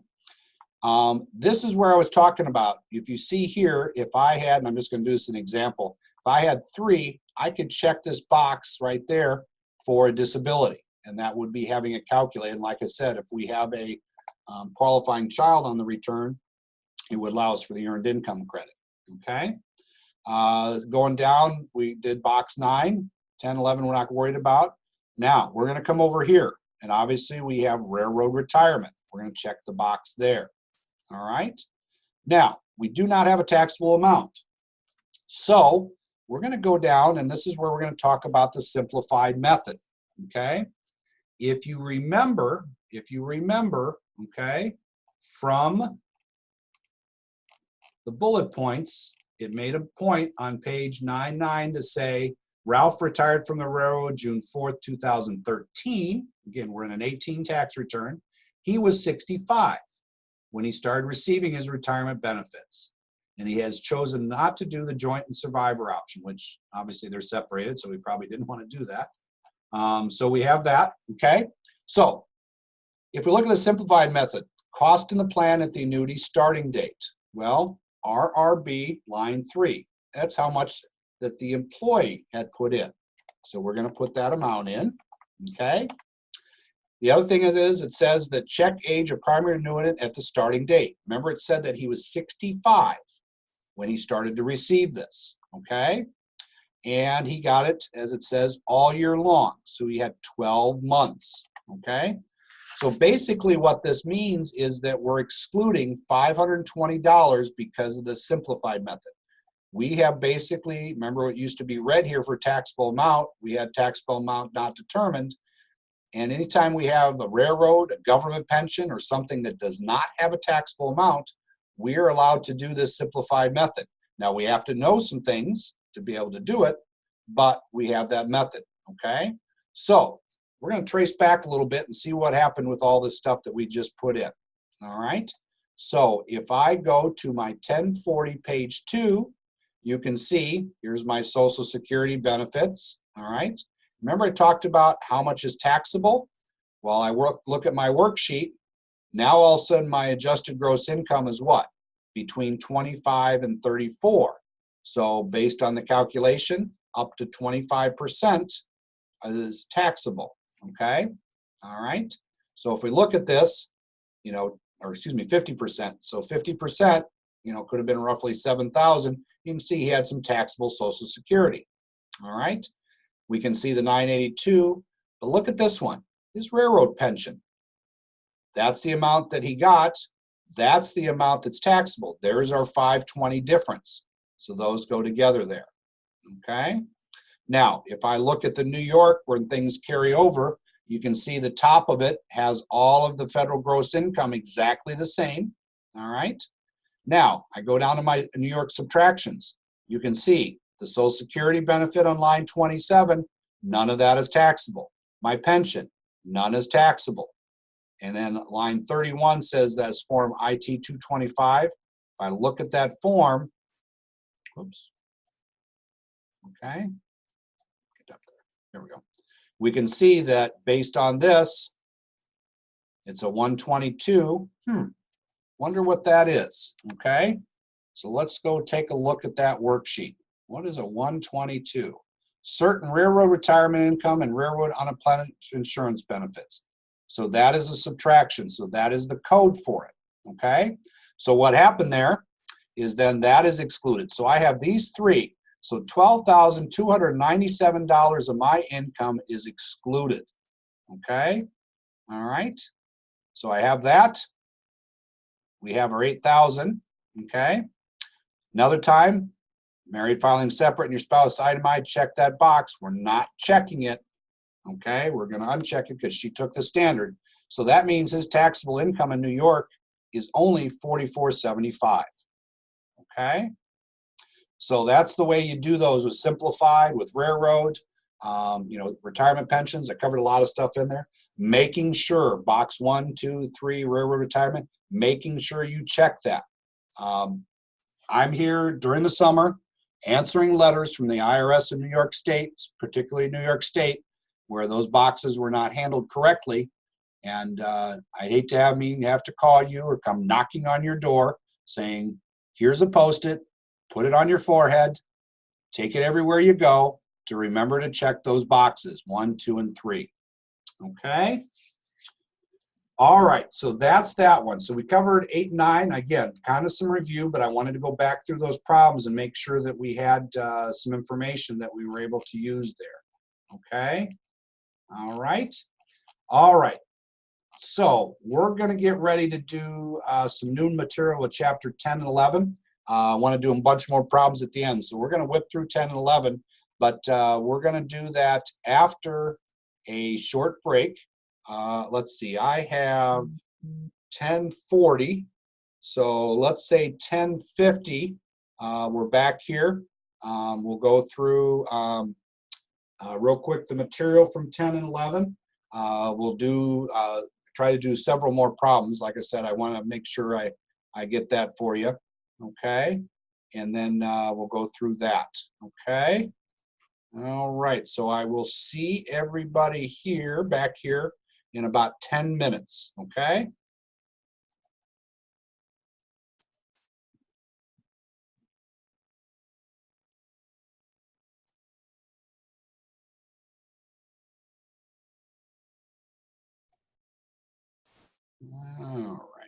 All right.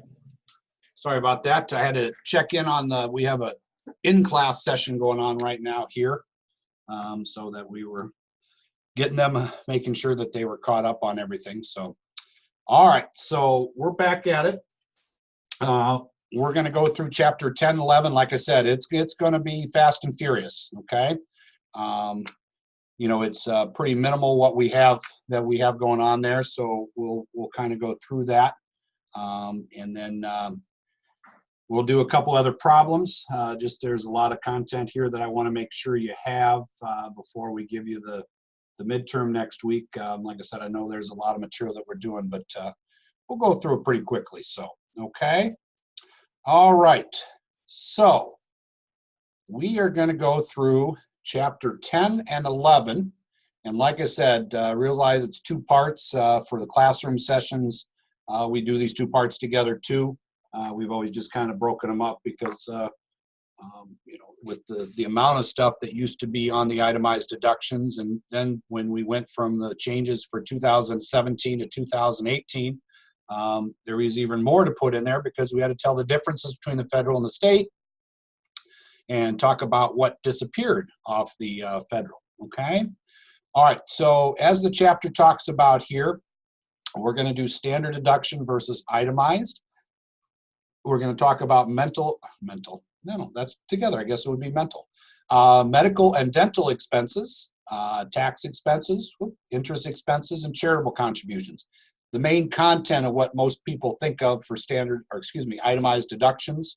And then we'll talk about the new standard. Okay. All right. So we have, the deductions. One thing I want you to remember kind of goes back to one of the earlier chapters where we talked about the differences between deductions and credits and their impact on the return and the impact on the tax liability. If we remember, deductions were those things that lowered our gross income, okay, before taxable income and before tax liability is calculated. So again, those deductions become a proportional thing. You know, when we do deductions, they're not dollar for dollar, okay, help lower our tax liability, all right? They're not like a credit, not like a refundable credit or non-refundable credit where they are dollar for dollar eating up our tax bill. These are something that, to lower the tax bill, it's proportional because based on what it does to our adjusted gross income, okay? Now, the biggest thing that happened, and it talks about in the paragraph there, is that when we went from 2017 to 2018 and with the new tax law, the Tax Cut and Job Act, is that we lost that section on 2% of your adjusted gross income. Now, that's kind of a random statement, but what that is, that's the section where anybody that was a W-2 employee that was maybe a traveling salesman, had a client, he drove 40,000 miles a year. That was on his itemized deductions about $18,000, okay? That's gone. Union dues, gone. Tax prep fees, gone, okay? You know, nurses, their license, their scrubs, their uniforms, gone, okay? If you paid brokerage fees for your investments, you used to be able to deduct that, gone, okay? So those all disappeared. So that's a pretty sizable change, all right? And there were also some changes as far as the taxes. For about the year leading up to filing, you heard everybody throwing out SALT, okay? And not the kind of SALT where you throw it over your shoulder for good luck. This is an acronym for SALT that stands for state and local taxes. Talked about the way that the SALT was going to work on the tax return, okay? And the other one was that, you know, a higher standard deduction, all right? Plus in there too, changes to how much of the interest, the mortgage interest that you could take, all right? And we'll talk about all of those, okay? All right, so standard deduction, okay? Again, increased sharply. If you look at the little table there that's kind of in the middle of the page, it talks about, you know, single, $12,000, married filing joint, now 24, head of household, 18. Basically, that was a double of what it was before. Now, granted, when we doubled the standard deduction, okay, they did take away exemptions. If anybody remembers on their tax return, you used to get $4,050 per person that was on the return. So, you know, if you had two people, you know, you had $8,100 added to your standard deduction of 12, and it might be $20,000 for a married couple, okay? Well, now they get 24. So they're saying that they kind of helped you out more by giving you a higher standard and getting rid of the exemptions. But if I'm a family of 6, okay, married couple and a family of 6, all of a sudden my, you know, standard deduction of 12,000, and then the 6 people on my return for another 24, I'm kind of losing out a little bit, okay? So again, there were some give and takes in there, all right? If you're over 65, you can see on the next table there, whoops, on the next table there, it talks, excuse me, it talks about the fact that if you're over 65 and or blind, that you have, you know, the single, that you get an extra $1,600, okay? Married filing joint, if both of you over 65, you get an extra, you know, $1,600, okay? So basically with those things, you can get an extra. So again, when we look at these standard deductions, excuse me, we look at these standard deductions for somebody that's over 65 and retired, you know, $26,600, that's a lot, okay? Chances are when we take a look at itemized, you know, they probably have some medical expenses because they are older. We'll talk about if they're able to take those, but they may not have as much property taxes because they're eligible for STAR or Enhanced STAR. They may not have as much mortgage interest because, you know, maybe their house is paid off in their retirement. And, you know, the last thing is maybe they're big, you know, tithing to the church and charitable contributions. But, you know, when they're on an income, you know, $26,600, that's a lot. That's a lot, okay? All right, so we're going to get into a little bit now as far as what those itemized deductions are. And we're going to talk about out-of-pocket medical expenses, as it says here, state and local taxes. There's our SALT, okay, and that includes sales tax. Mortgage interest, gifts to charity, both cash and non-cash. We'll talk real briefly about uninsured casualty or theft losses. Again, that's a deduction that's become very narrowed. Most things on there is that that it has to be declared by a decree, national disaster area, okay? As I had one of my students say one time that they said, well, can I claim the loss because my child's bedroom should be deemed a disaster area? And I said, no, unfortunately, it has to be done by the president. If he agrees with your child's room being a disaster area, maybe then you can take that loss for anything that disappears into that room, never to be seen again. But in the case of this, we can't do it that way. So, all right, medical and dental expenses. Very broad, but the biggest thing is that in order to count the dollars, they have to exceed 7.5% of your adjusted gross income. So if I make $100,000, married filing joint, 7.5%, $7,500. So my out-of-pocket medical expenses have to exceed $7,500 before they count. So if I have out-of-pocket medical expenses of $7,600, then I have $100 that I can count towards my itemized. It doesn't mean that if I exceed 7.5%, I get the entire amount. It's only what is in excess of 7.5. Okay. It says regardless of age there. Used to be that it was 10% under the Affordable Care Act, 10% for everybody under 65, and 7.5 for people over 65. But now it's just 7.5 for everybody. Okay. All right. Medical expenses. I want you to go to. Let's see here, get to my page. What page are we on here? This is page 1010. All right. And page 1010 here, there's a little chart in the middle that's very good. I know I mentioned when you get into the offices, or if you like for reference, there's going to be the little quick finders, okay? It's obviously, pretty thick little book, but when you consider that there's 770,000 pages of tax code, that kind of narrows it down to the most important stuff. So, that's a great resource, and it hasn't expanded on this too. But, it talks about things here that you can include. Again, think outside the box on this. We're talking medical, dental, vision, and anything that has to do with anything with those, okay?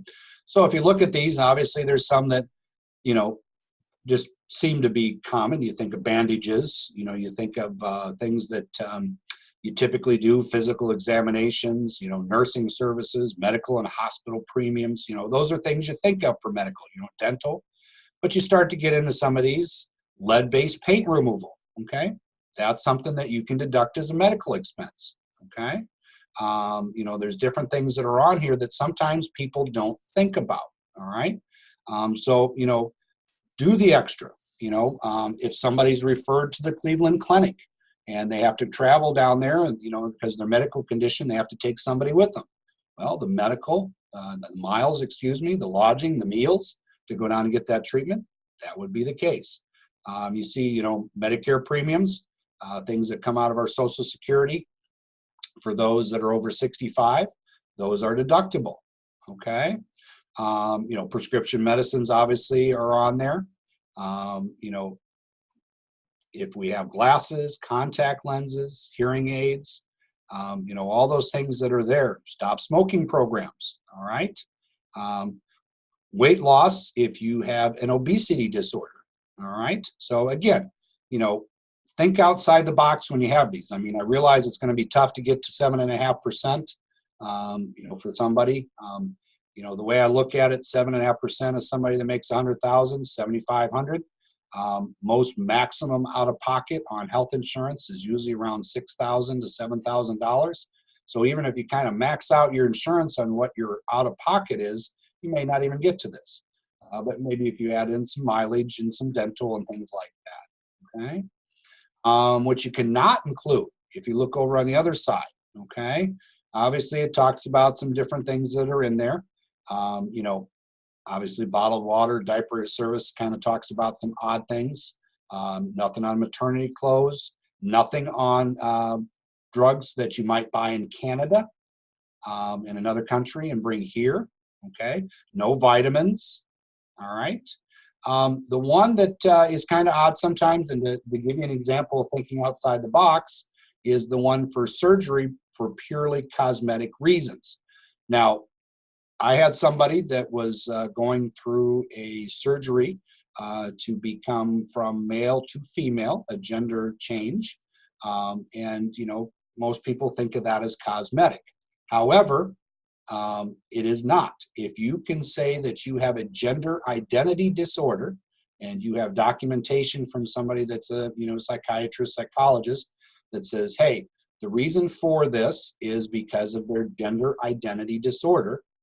They're having this change with their features. You know, you can deduct it then, you know, because that is something just like when I talked about, you know, the weight loss for, you know, an obesity disorder. If you have something, so, you know, basically it boils down to if you can get a doctor's note and tell them that you needed this, you may be able to take it deductible, okay? Capital expenses, again, thinking outside the box. You know, it talks about all the things that you can do here.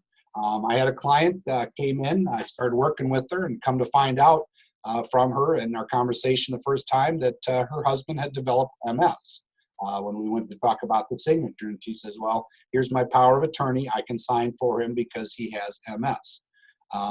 Talking to her, in order for him to stay at home with her, and she cared for him, we started talking about medical expenses and come to find out they did an addition to the house. And several things that they did to the house were in order for him to live at home, widening the doorways, putting in a bathtub that was low entry with the little door, one of those tracks so that she could move him from room to room, ramp on the front so she could get him in and out of the house. Those are all things that can be medical expenses, okay? So again, think outside the box, all right? And also, there have been instances where we've attempted it. If somebody were told by their doctor that they needed to have a hot tub, you know, and they put a hot tub in the backyard, and that was in order to treat maybe an ailment, hey, you know, outside the box, you know. So I'm not saying I want everybody to go to their doctor next time they see him and says, hey, doc, can you give me a doctor's note that says I need a hot tub so I can write it off on my taxes? May not be the case. And again, we're talking about 7.5%. And unless the doctor can justify that it is for the treatment of a disorder, you know, we're going to be hard pressed to be able to deduct that. So, all right. So like I said, think outside the box, but don't become too creative. All right. Medical conferences, actually with a family that's a friend of ours, they were talking about some things. They have a child that is a hemophiliac, and they have a support group and conference group that they go with and go to these medical conferences. So again, you know, so that they can understand what they're getting into, what they have to do for care of the child, and you know, those are things that they can deduct. Okay. Nursing homes, you know, the included in those is medical expenses. So if somebody's in a nursing home or assisted living, and you know, you can't deduct the entire fee for them being there, but if it's the case that the facility or the area that they're in, that a percentage of that is because that they have to have a certain level of medical care, then yes, we can deduct that. All right. Obviously, you know, anything that just has to do with kind of like a lodging residence type thing, you know, they would have that no matter where they're at. So that's not something that we could do. But if it's something that has to do with specific medical care or acute care, whatever it may be, you know, we can deduct that. Plus, we'll talk about a little bit when we get into a return. When we have this medical, there's a couple things on the state with long-term health care contracts, long-term care contracts, and also what's called the New York State Nursing Home Assessment, commonly called the bed tax. It's a tax of 6% that New York will sometimes charge for people in a nursing home. that is a fully refundable credit on the state, where if you're paying that for somebody that is in a nursing home, you can get it all back, okay? All right, we talked about transportation. You know, you can take the mileage there. We'll see that when we do return, okay? You cannot deduct medical, you know, your employer sponsored. So when we talk about medical premiums, only what we pay out of pocket. We can't deduct what's taken out of our pay on our paycheck because those are pre-tax dollars, okay? Neither can we deduct anything that's going into an HSA or anything that we have that is paid from an HSA, okay? Or a flexible spending account. Sometimes with employer insurance, you'll get a flexible spending account as part of the insurance, okay? All right, so we have that. Let's see. Okay. Taxes. This is where we get into the SALT, okay? The reason for the big discussion on it is obviously living in New York, particularly Western New York, we pay very high property taxes. Well, in this section, when you get to deduct itemized deductions, you can add the state taxes that may be withheld from your pay. Those will be added to your property taxes, and you would get to deduct those.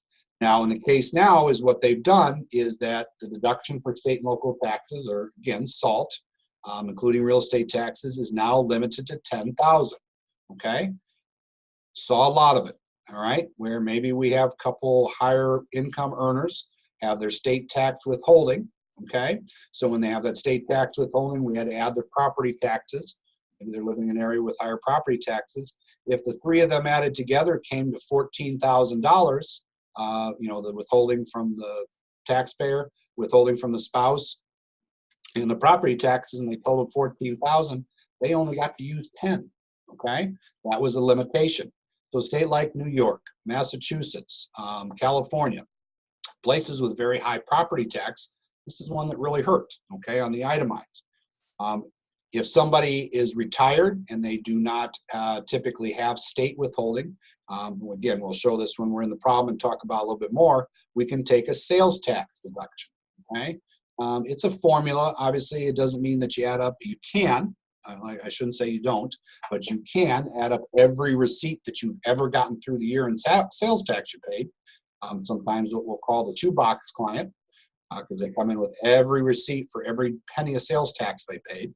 But there's a formula based on your adjusted gross income that you can estimate what you would pay in sales tax for the year based on, you know, a formula that they use, okay? So we have all our state and local taxes. Obviously here it talks about which taxes can and can't be deducted on the top of page 1021. So there's some very good ones there that really helps you understand. You know, obviously when we talk about income taxes, on the federal, we can deduct what we paid to the state if we did pay an amount, but we cannot, you know, deduct what we paid in federal income taxes, okay? But, you know, these are very good ones to see that what you can and can't deduct on there. And obviously with that $10,000 limit, we're really limiting what we can do, okay?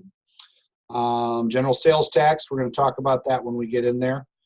There's a link there to the sales tax tables. We'll talk about that. Real estate taxes, again, the taxes that you pay on your residence, school and property tax, all right? Or the taxes, maybe you have a ski or a hunting area down in Ellicottville that you could have that you pay taxes on, all right? So those are all taxes. But big point on this one is there's an example here at the top of this page about delinquent taxes. If you buy a house from somebody that's maybe upside down in it, and you pay off delinquent taxes that were imposed for an earlier on the seller, even though you've agreed to pay those off, you cannot deduct them, okay? You can add them to the basis of the home should you need that when you sell it. Remember we talked about capital gains, but in this case, you know, that we can add it together, okay? Obviously, payments for some of this stuff comes out of escrow, so we can make sure that we have that, all right? Okay. Interest you paid, okay? This was another big change. Interest you paid on your mortgage is usually reported on a 1098. Sometimes you get a 1098 with your escrow statement at the end of the year showing what was paid out of the escrow. But the 1098 interest that you paid, you could deduct, okay? And that included interest on home equity lines of credit. However, that has changed, okay? So you can deduct the mortgage interest, and then people used to do debt consolidation with their home equity, okay? Home equity, they would take and, you know, hey, I got some student loans, I got some credit card, I got some other debt. I'm going to consolidate it into a home equity line of credit, pay it out of there, interest rates lower, and I can deduct the interest on my taxes. No longer, okay? If I have a home equity line of credit and half of it is for the things I did to the home, say windows or a new roof, and I used half of it for improvements to the home, I can deduct the interest on that half. If the other half was for debt consolidation, like I said, credit cards, student loans, maybe other short-term debt, that I cannot deduct. So again, home equity line of credit used to be that you could deduct all of the interest. No longer. Only those things that deal directly with the betterment or improvement of the home. Okay? All right, so we have that. Let's see here. Obviously, interest that can't be deducted. Anything that is on a personal level, you know, just a short-term loan, you know, credit cards, car interest, things like that.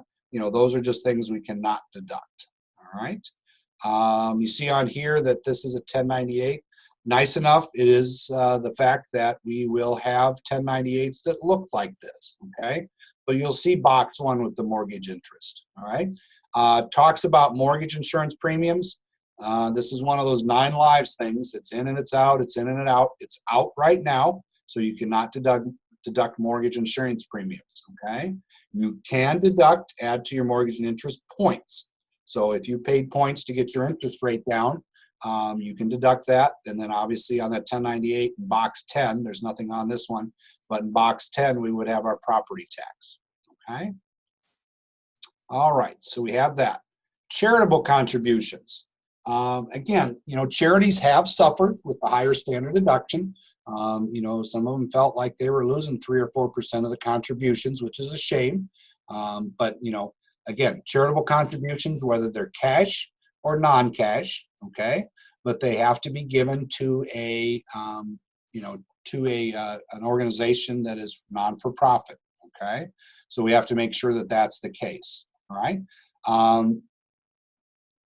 Examples of charitable contributions, you know, when we talk about these, what you can give to, what you can't give to. Make sure you understand that, you know, when you, an example, okay? Local volunteer fire hall, nonprofit. They're doing one of those meat raffles where they say, okay, you buy a $20 ticket, we'll put you in a drawing for, you know, an entire side of beef, meat locker or whatever, okay? You cannot deduct that because that is a contribution where you have an expectation of something in return, all right? Now, if on the bottom of the ticket it says, hey, you bought this $20 ticket, $10 is for the raffle, $10 is going directly to the fire hall, okay? Then you could deduct $10, all right? So again, $10 of that you had no expectations of return. $10, you know, even though you didn't win, but you still had an expectation of something in return, okay? Another one, volunteering, you know, volunteer miles where you're volunteering. So I volunteer for my son's soccer team, all right? So I am the volunteer coach. And do I or don't I get to take it? In this case, I don't, okay? Because I am volunteering, but it's my son's soccer team. So I'm already expected to be there because he is on the team. Now, if I just strictly volunteer to be a soccer coach, all right, no child or anybody else on the team, then yes, okay, my mileage I can deduct. But again, you know, that expectation, all right, I'm expected to be there, or I had an expectation of something in return for my contribution. That's where the difference can come in, okay? Obviously, it talks about here the value of your time. If I'm volunteering and, you know, again, as a soccer coach and my son's not on the team, you know, I can't put a value on my time, okay? That's not something that we can deduct, all right? As far as record keeping, making sure you have cash contributions that you have a receipt, okay? You know, this time of year, every time you turn around, there's something, you know, you round up your receipt, or there's, you know, somebody ringing a bell with a bucket, whatever it is. You know, you have to have something that has the record keeping. Granted, we're not putting it that specifically on the return, but our due diligence as a preparer is to say, hey, you know, where did you give this? Who did you give it to? When did you give it? Okay. You know, so we have that. So obviously canceled checks are great, you know, when you're writing to organization. You know, again, if we're rounding a receipt, we're paying with a credit card, making sure we have that receipt and everything we have on that. Also, keep an eye on payroll on W-2s and Box 14. You see a lot in this area with United Way. Some people, or I should say some employers, automatically take $2 out of their employees' checks. They tell them ahead of time, obviously, but, you know, $2 per pay period, or maybe $104 a year, and, you know, that they may have that comes right out of their pay, okay? So that would be another one, all right? We'll talk about cash and non-cash and the limitations when we get there. You can, you know, obviously contribute cash value or goods and things like that that you have on that, okay? And again, I can't stress enough, make sure that you have that record keeping. If it's the case of non-cash contributions where you're given goods, in here there is on page, here it is, a little chart, talks about Goodwill, where it gives value to things, okay? Obviously, you know, I don't know how many of you have ever gone up and given something to Goodwill, and the guy that's manning the truck or the tractor trailer is, you know, gives you a blank receipt and says, here you go. And you kind of go, well, what do I put on this? And he kind of tells you whatever you want. But not correct. I mean, you have to have what would be, you know, the thrift store value of those items that you put in there. If we use men's t-shirts for an example, you know, we have $1 to $6. You know, well, $1, that's probably something that somebody's going to wax a car with, okay? If it's a $6 t-shirt, hey, then it's got some value to be sold in a thrift store, okay? So you got to kind of do that range. The other thing is when you're giving goods and stuff like that, all right, cell phone, okay? Take pictures. You know, if I guess if you want to have fun with the IRS come the audit, you know, nothing like a good selfie standing in front of the Goodwill truck with your pile of contributions to say, hey, here's what I did to prove your point. You know, and obviously you'd have to hope that there's a timestamp on the picture so that you know that you gave it in a tax year. But always a good thing to do is to take pictures of it. All right, so make sure you have that. Make sure you have records. One that I want people to be aware of, and I always point out, monitors, printers, computer systems, cell phones. When you're making contributions to those have some pretty good value. Reason being is most of those organizations are then taking them and harvesting for the precious metals in your computer or your cell phone. You know, so those gold, the silver, the platinum that's inside those precious metals, you know, they're, you know, have a pretty good value to them, okay? And, you know, up here, there's one that talks about furniture. I know somebody in the class had an example and says, hey, you know, I gave furniture to Goodwill that I bought for $1,500, but it was still worth $750 to me. Well, that's great. It was worth $750 to you, but if they sold that in a thrift store, are they going to get $750? Probably not. The furniture was 10 years old. Maybe they're going to get $100, okay? So you got to make sure that it is a whatever the market value, whatever the market's going to bear, okay? All right, some examples there, some different ones. We do exercises, okay? So that gets us through chapter 10, and we're going to pop over to chapter 11, some real quick ones here. Again, not a lot going on in this one, okay? We're going to talk about the casualty and theft losses, whether they're deductible on a 4684. We're going to talk about net operating loss very briefly, and then, we'll talk about those other itemized deductions and what those are, and basically what was lost with the 2%, okay? As it says here, personal casualty theft losses of an individual sustained in a tax year beginning after 2017 are deductible only to the extent they're attributable to a federally declared disaster, okay? So again, you know, I guess you can argue the case about your child's bedroom being a disaster area. Well, only if it's federally declared. You'd have to petition somebody to federally declare that bedroom a disaster area, and then everything else that comes with it. But so, again, casualty and theft losses, a big change with the new law, very difficult to do. All right, so you can go through the exercises that are there. Okay, we have.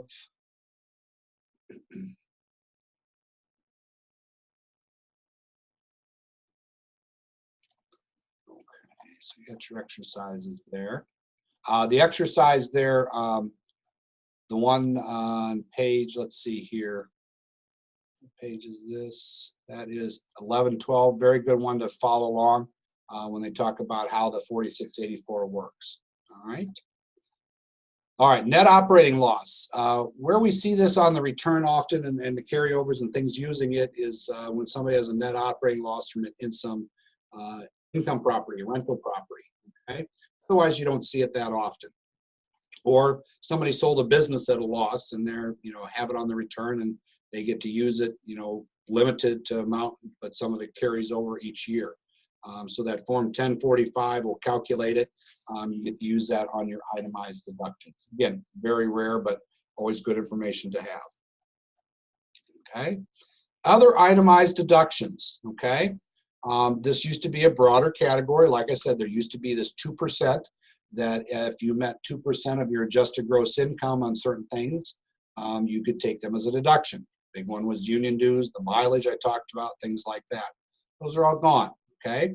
The ones that still exist, the ones that are very big, is obviously gambling losses. We talked about the fact that gambling winnings going on there on line 21 on the Schedule 1, and we can take losses up to and equal to our winnings. This is the area that they would be reported on the tax return. Okay. All right. Things that you can't take anymore. Remember I said brokerage commissions. All right. Can't take those anymore. All right. Club dues disappeared a long time ago, so those are gone. All right. Hobby losses used to be in the 2%. So if I have a hobby that I am not materially participating in with the intent to make profit, and I have income, line 21, Schedule 1. I can't take any expenses. Equally, I have investment property. All right. I am renting it. Say I live in a double, renting the other half to my brother. Okay. Well, out of the goodness of my heart, he's on a hard streak, and I'm going to let him rent it for $200 a month. But the fair market value in my area is $500 a month. Well, the fact that I am below fair market renting, I cannot take expenses, and not even in my itemized, but I have to declare all the income. All right. So again, line 21, Schedule 1. Okay. So make sure you understand with that. All right. Again, a lot of these things come from different things that had to do with the 2% for somebody that had a home office, employee expenses, union dues, things like that. Good one down here, kind of a little example when you start talking about things that are not allowed. It says Carrie Dobbs paid her lawyer the following amounts in 2018. $4,000 to represent her during a divorce, $450 preparing a new will, and $25 in getting the alimony. Okay. The only thing she could deduct for legal expenses, $2,500, because it had to do with generating taxable income. Okay. She had to secure. So to get the ex-husband to pay the alimony, those legal fees, that's generating taxable income. Well, I take that back. Only if the divorce was finalized prior to January 1st, 2019, as we know. Okay. All right. So that gives us 1011. Like I said, there's a lot of stuff in there, but with the limitations on itemized deductions through the SALT, the change in the home mortgage interest, things like that, we're pretty limited on those. Okay. All right. So we're going to do a couple problems here. Okay. The first one we're going to do, and that I'll go through, actually in your workbook, is on page 1012. We have Mark and Grace Hodge is the one that we're going to do. Okay, so let me get my, oops, hold on.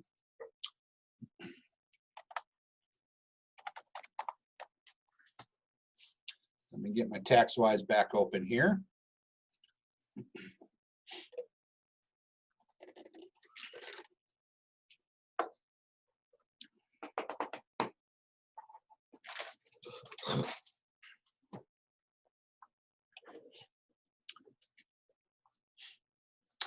As I said last class too, at the end after I do these couple problems here, we'll have some time. You know, I just want to kind of give open mic, if you will.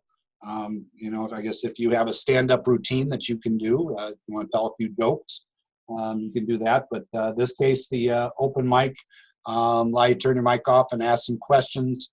You know, if you got, hey, what about this? Or I'm unsure about this, or how do you do this? You know, just some chances rather than having to type in the chat. You know, we'll give it a chance for everybody to kind of have open mic. You know, I don't have anything on here that says you can raise your hand, but, you know, just try not to talk over each other, and I'll recognize you if I recognize who's talking. And, you know, but it'll give you a chance to ask some questions if you got specific things in the problems that you're just unsure of. Again, like I send out in emails, you know, you see all these problems. It's not hard for me to print to a PDF and drop it into the Dropbox so you can take a look at it. You know, like I said, I was checking in on the classroom session, as I told them. You know, Mondays, Tuesdays, and Thursday afternoons, basically from 12 to 5, and all day Friday. The computer lab here is open and available to come in. I know I have several students that have come in already. You know, if my schedule permits, or, you know, we have other teachers that are working here at the corporate office year round, you know, we can get in there and help you do stuff. Okay. All right. So we are going to, again, we're on problem 10.3, Mark and Grace Hodge. And there we go.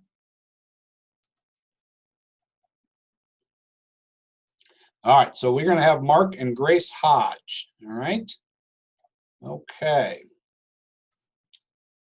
And if we take a look at the bullet points, got one really good one. Hint, hint, for those that are on today. That first bullet point may be something that you might see on the computer midterm.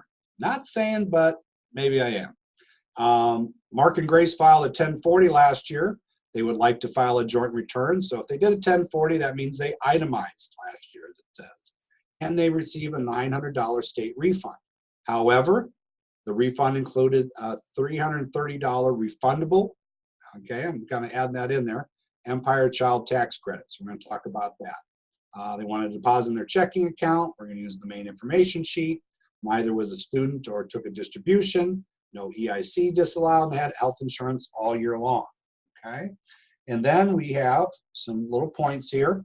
Obviously, with today, what we talked about, several itemized deduction items that we're going to put in there. Okay, all right. We are going to put in there. So we have, again, it's Mark and Grace Hodge, and they have a couple kids. Okay, so this may be a very interesting one. All right, let me get the return open here, and then I'll share how we do this one. Okay.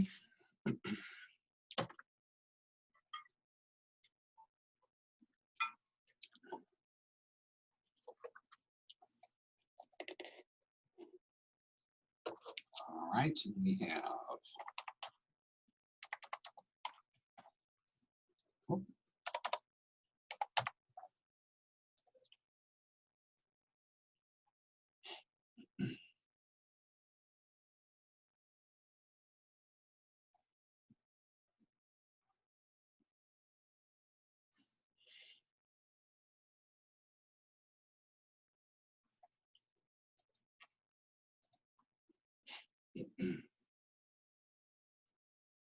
okay, so we have Mark B and Hodge. All right, and then like I said, always make sure you get the wife in there.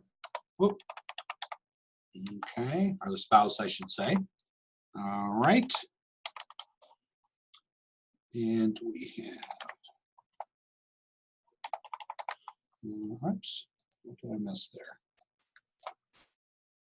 1, 2, 5. There we go. Must have missed the key. All right. Okay, and we have them at 5568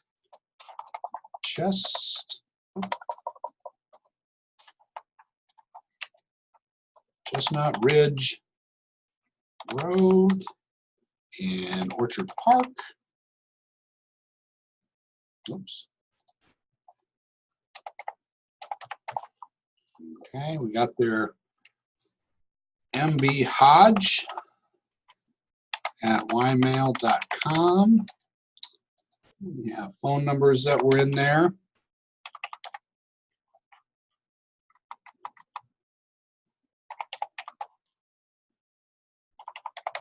All right. Again, date of birth. I can't stress how important it is that you pay attention to that. It really helps you, you know, if you got retirement money coming in. All right. In this case, they are a manager and a sales clerk. Okay. Again, those are important too. Doesn't really do anything else on the return, you know, putting in the occupation. But, you know, if I have somebody that goes in there as a server or somebody that is self-employed, you know, it'll give me kind of a little bit of a heads up that maybe I need to, you know, be concentrating on certain areas of the return.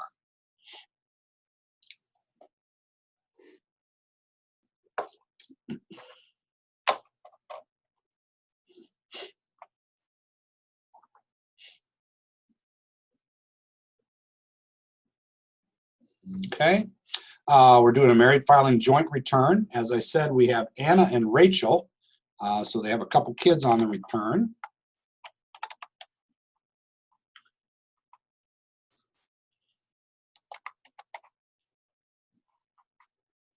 And we have their socials.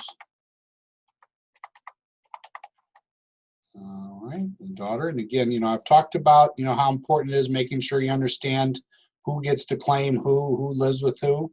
In this case, they're 11 years old.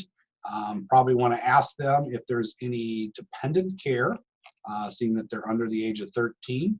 In this case, we don't have anything. Earned income credit, always check it, okay?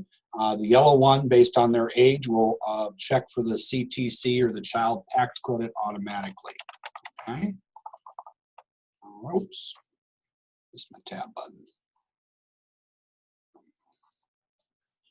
In case you hear me say missing the tab, I like to, whoops. I like to use the tab to move between fields. I'm not having the mouse in my hand, so I usually just tab. That way I can type numbers with my right hand and tab over with my left, okay? Some of them, obviously, you have to have it to pull down the menus, but, you know, each time you click, it'll move you to the next field, okay? All right, lived in New York all year long. We have, obviously, all these problems have been people with M&T Bank. That's that routing number in case anybody's wondering. That is common knowledge. Don't think I'm giving you a secret that you can now go put money and take money out of somebody's account. The routing number is always common and the same for everybody that's an M&T. The account number is obviously different ones, okay? All right, so we get everything in there.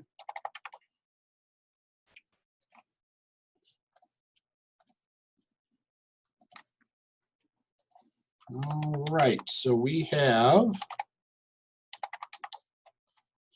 all of our main information there. Okay, so let's go back to the bullet points. First one we're going to talk about, and again, I kind of gave you a little hint that this might be something for the midterm, okay? They itemized last year, so they received a $900 state refund and included $330 Empire Child Tax Credit, which we know is a refundable credit. So in this case, we're going to go to Schedule 1. Did you itemize last year? Yes, I did, okay? And I tabbed to my thing. Do I put 900 in? What do I put in? Okay. In this case, I'm going to hit F5, which gives me my little calculator. And what we're able to do is my $900 refund, I get to subtract that $330 child credit. Okay. So I only have to claim $570. Those refundable credits on the state side, I'm able to put against a refund, okay? Because remember, refundable credits, that's found money, okay? They're going to go there whether you owe tax or not. So they're not going to have you pay tax on them, all right? So we have that, okay? All right, next thing we had is a couple W-2s. Well, let's hit their insurance on the way by here. Let me move myself out of the way, okay? So we have insurance. Everybody was covered all year long, okay? We have a couple children here under the age of 19 in New York. They could be on Child Health Plus, which you can get through the marketplace. Even though it is through the marketplace, you still check no for Child Health Plus, Essential Plans, or Medicaid. Only if they're receiving a subsidy or credit to help pay their monthly insurance premiums do you check. So if they got a bronze, a silver, gold, platinum plan through the marketplace, you're going to hit yes. Every other plan through the marketplace, you're going to hit no. Okay? All right, we got our W-2. And again, we got taxpayer and spouse. In this case, we got the taxpayer. Address looks good on the W-2. We have, all right, Mark working at the Delmar Company. And his income is withholding. Again, on this one, we have some items in box 12. So even though 3, 4, 5, and 6 may look wrong right now from what's on the W-2, once I put in that contributions to their 401k, you can see all those change. Here's that proof of health insurance again. All right. In this case, nothing on that first line, okay? But we do have New York State Disability and 3120. And I can't stress enough, even though it might just say SDI, make sure you type in New York State Disability so it'll carry to your Schedule A for you, because that is a deductible. Believe it or not, Social Security, or excuse me, state disability insurance premiums are a tax, okay? Let's see that, something in New York that's a tax, okay. So we have that one in there. Again, careful of the state down there below. I'm gonna copy my W-2. I have the one for Grace. She is working at a Care Mart, as they call it. We have her income. All right, excuse me, employer. We have her income. All right, so that is in there, okay? Again, nothing on that 414 when we would have somebody that has state. We'll talk about that here when I take a look at another problem, but for right now, we have New York State Disability. We have 1040. All right, whoops, I know what I forgot to do on the other one. Or a check retirement plan, he participated, okay? Nothing in 12, 13, nothing there, 14, and then we have our state tax withholding. Okay, all right, so we have that. All right, we got a couple other statements. We're going to come back to those. So we're going to go back to the bottom of page 1012. We're going to talk about our bullet points that are there, okay? Mark and Grace had the following expenses. So they had some medical expenses starting out. Okay, so we're going to go to our Schedule A. So I'm using my tree on the left. I got my itemized deductions. So itemized deductions are going to go on Schedule A. All right. What we should know from the 1040 page 2 is that their standard deduction has been determined to be $24,000. So that's the number we're going against. All right. Medical expenses. If we look here on line 1, it says unreimbursed medical and dental expenses. We're going to go light that box up, hit F9, and there is a worksheet in there. All right. Now, first thing we had is, and let's talk a little bit about there. We have medical miles. We have insurance premiums paid, not pre-tax. So again, when you have medical costs with your employer-based plan taken out of your pay, those are pre-tax dollars. We're talking about maybe the marketplace where you're paying out of your pocket. Okay. Or health or dental or any type of insurance. Qualified long-term care contracts, okay? This is a good one. You know, some people still have these. They become very expensive. They don't cover what they used to, so that if you have insurance for if you're going to end up in a nursing home. They're very good. But we have on this that we're going to have that, say that we put $5,000 in there, okay? You can see that our income is limited on it, all right? But the big thing is, if I go to the New York one, you can see $1,000 non-refundable credit against my tax bill over there. That's big, okay? So even though they didn't itemize on the federal, possibly, we don't know yet, putting that on there and doing your due diligence with the medical could result in a big credit for them on the state. So always make sure that you check that out, okay? In this case, they didn't have that, but I just wanted to show you that, okay? All right, so we have some copays, okay? And again, we can use our F5 to bring our little calculator up. They had 24 doctor visits with their $20 copay. So we have our $480. The next one is prescriptions. All right, $69.46. Oh. Okay, $69.46. Okay. Their daughter Anna broke her arm. It cost $250 for the ER visit and $240 for the physical therapy copays. All right. However, they were reimbursed for all but the ER visit. So their insurance covered the physical therapy copays. So in this case, the only thing that we get to deduct on there is the $250.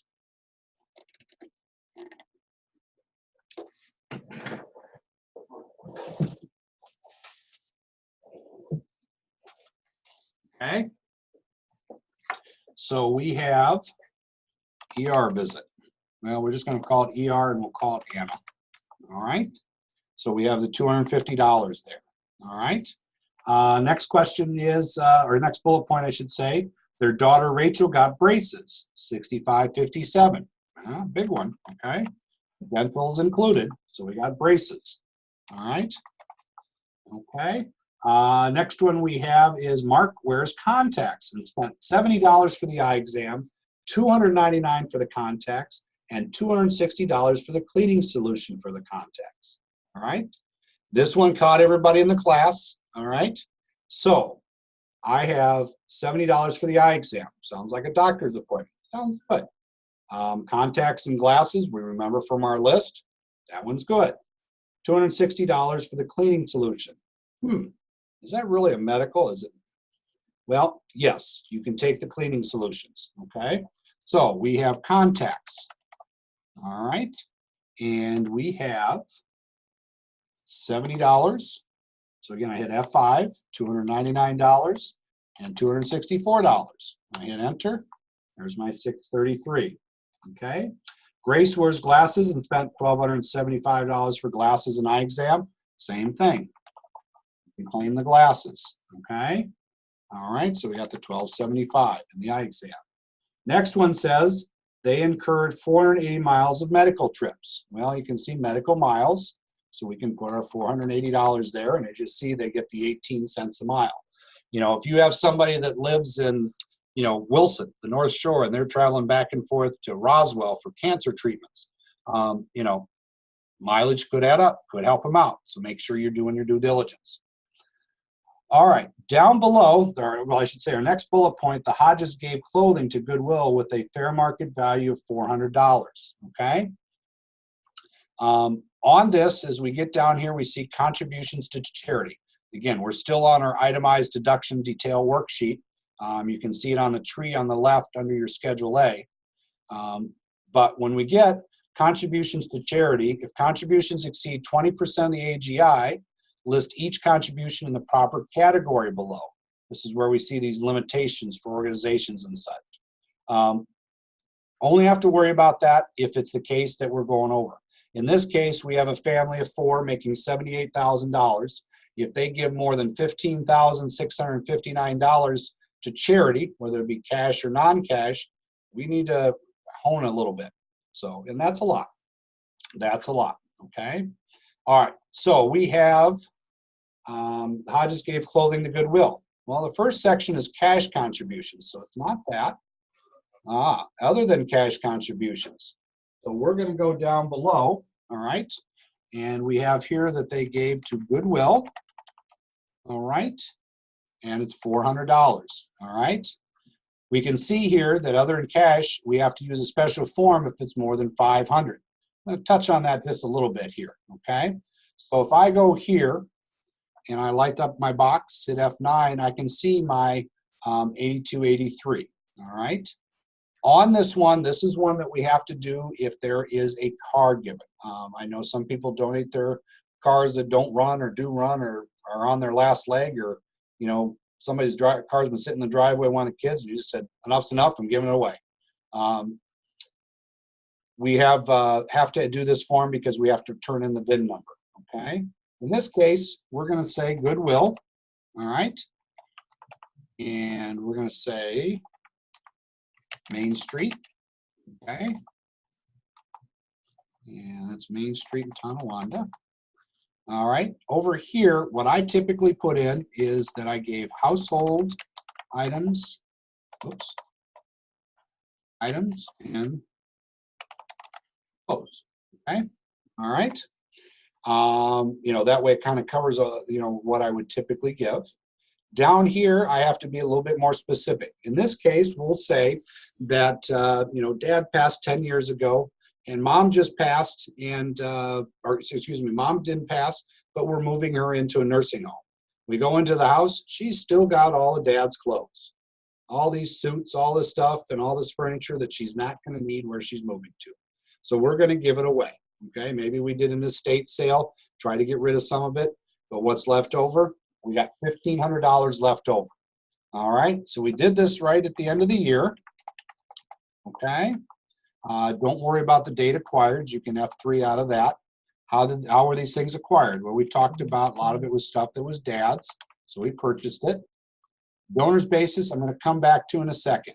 Okay, fair market value, we said, hey, we give this to Goodwill, they're going to give us $1,500 would be the value. Well, now we got to figure out what's our cost basis. And we've talked about cost basis. How are we going to figure it out? Basically, this is a cost other than, you know, the cost basis. But the way I typically do it, take the 1,500, divide it by 30% or 0.3. We're going to say that we're in 5,000. Okay. As far as our fair market value, we're going to do thrift store pricing. Okay. All right. So we have that. So that's the way we would do this. Okay. All right. So that would be if we would have something over $500, because it was 1,500. All right. So back on our detail. All right. We got our Goodwill in there. Okay. Now in the workbook on page, let's see, on the bottom of page 1015, or excuse me, on 1015, first thing we have is a 1098, mortgage interest. All right. We're going to go back to our Schedule A. First thing I'm going to hit here is you get to take SALT, state and local taxes. You can either take the income taxes, in this case, the money that's withheld from my pay, and or the general sales tax. Well, let's see what that would compare. We're going to hit F9, and in there is a sales tax worksheet. All right. We go down to the middle section. It asks, what state did I live in? I'm going to say New York. This little thing that says, enter the letter A-D for the optional local sales tax table. Where we live, we're going to use B. Okay, for Western New York, we're going to use B. Question 3 asks about a local tax. We're going to say yes. We're going to put in this case, I'm in Erie County. All right. And as you can see, based on my adjusted gross income and some other things, it's saying that I probably paid $1,492 of sales tax for the year. However, if I purchase a boat, an airplane, homes, you know, mobile home, RV, you know, home building materials, which typically home building materials, if you do that for improvement of the home for capital improvements, you shouldn't pay sales tax anyway, but I could add that. And then obviously here, sales tax using actual receipts. So that's the way you do that. And like I said, that is a very good worksheet to do if you have somebody that is retirement, because they will not have state and taxes. But you can see, we take the greater of the two, so we took the income taxes. Oh, hold on one second here.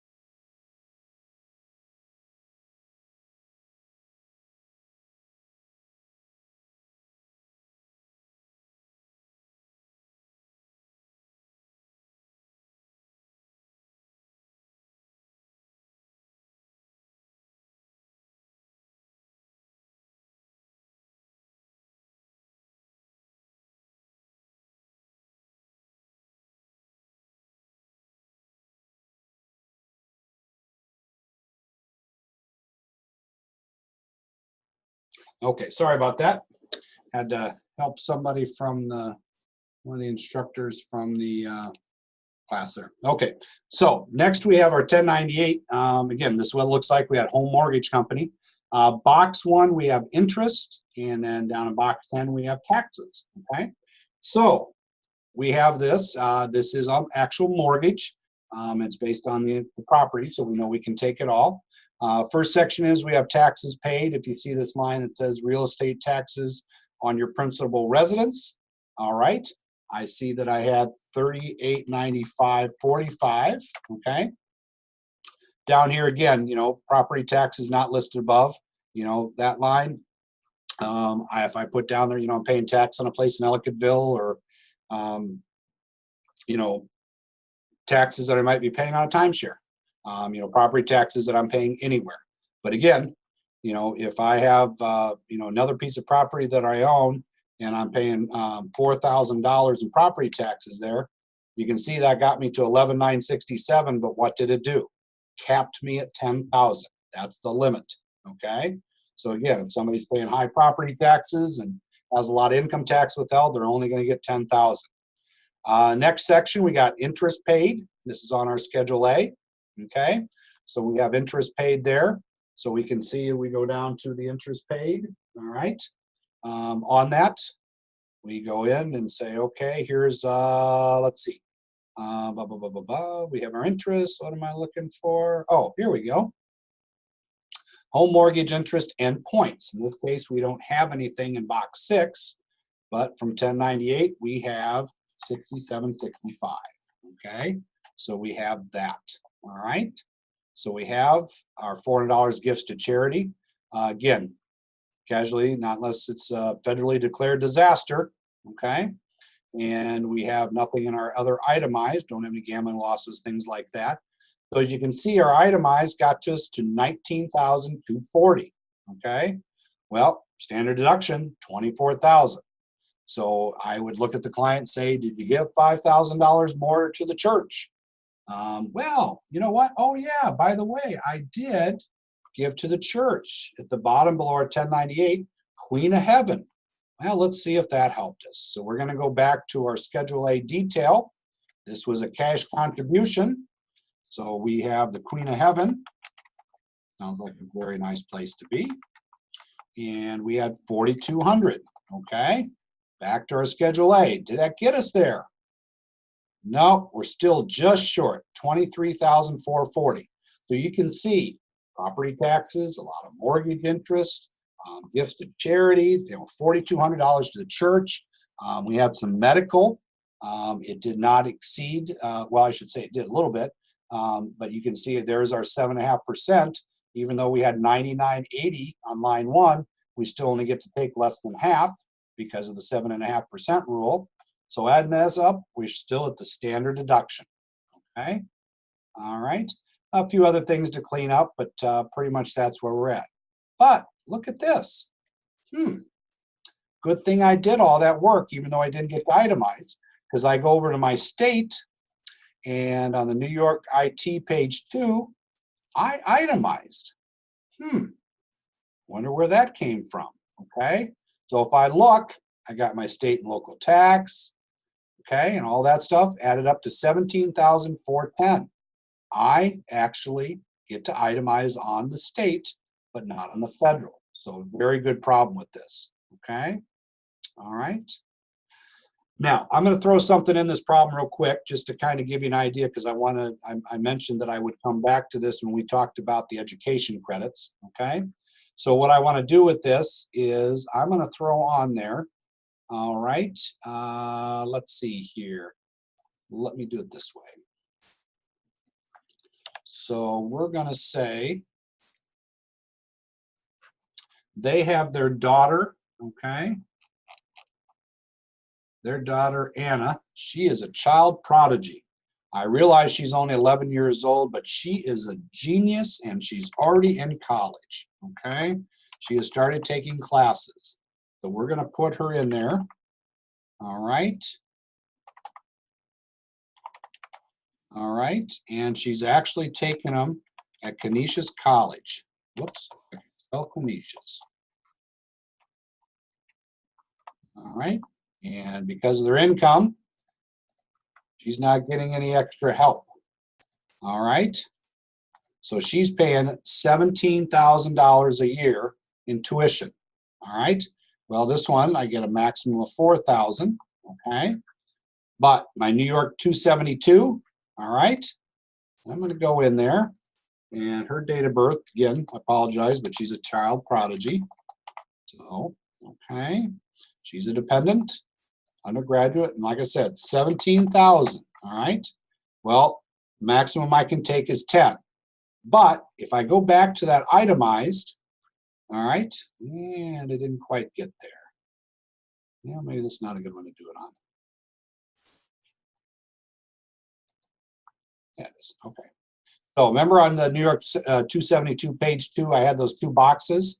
So if I take it as an itemized deduction, I actually get a refund of $22.61. If I take it as the $400 tuition credit, my refund's only $2,028. So this is where we can use the greater of the two. So if I go back, you can see I got my itemized up to $27,410 on the state. Again, I can't stress enough, just because you get this mindset with the higher standard deduction that you can't do anything on the federal doesn't mean you can't do something on the state. So make sure that we go into that. Okay? All right. All right, so let me take some of this out so we can get to the answer on this one. All right. Oops. Okay. All right, so for the Hodges, all right, we got a federal refund of $74.15 and a state refund of $16.28. So on your little sheet there, if you want to record that one until I send them out, you can have that one. Okay. All right, so we got one more problem we're going to do. I'm going to do something from chapter 11 here. So let me get into the problem I have from chapter 11 that I want to do. Give me 1 second here.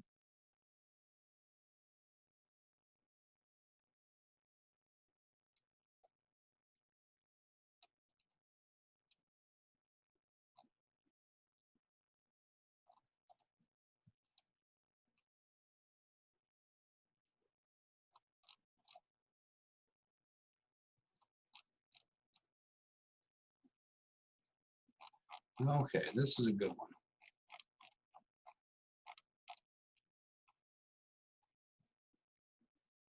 All right, so we're going to do 11.1, okay? All right. Okay.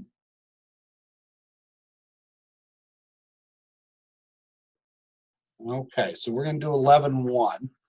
Let me get this one closed up here. 11.1 is Timothy. I figure since my name's Tim, I do Timothy. Okay. All right.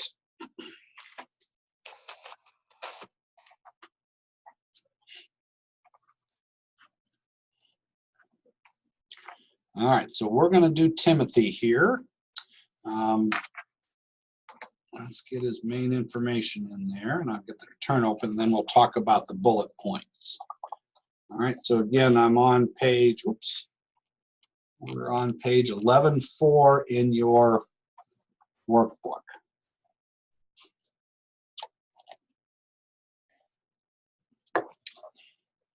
Well, it's coming up hard to believe I'm drinking out of Christmas cups already. Seems like I just did Halloween. Okay.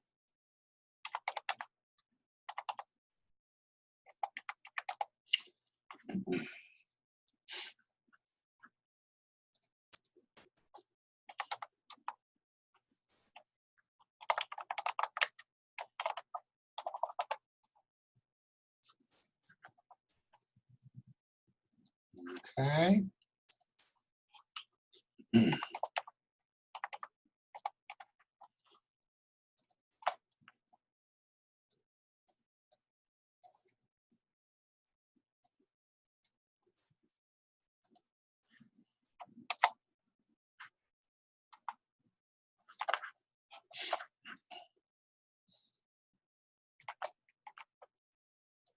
All right, so we'll get Timothy in here. Whoops.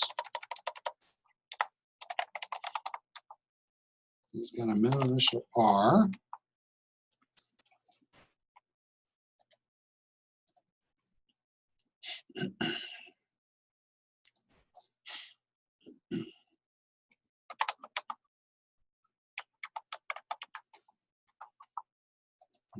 Okay.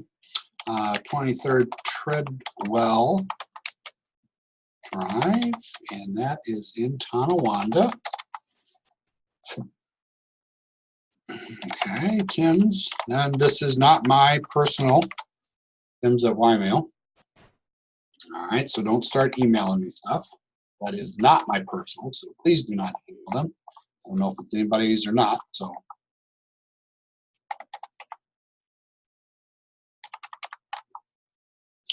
All right, he is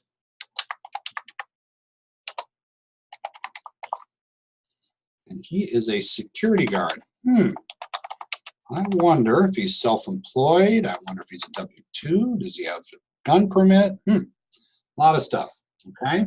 He's filing single by himself. No dependents on the return. Lived in New York the entire year. We have his bank account.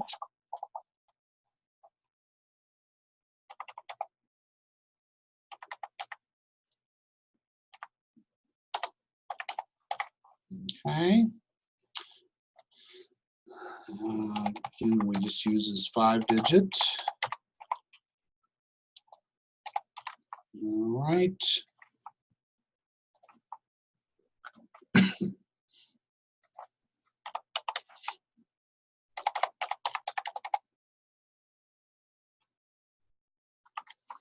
Okay.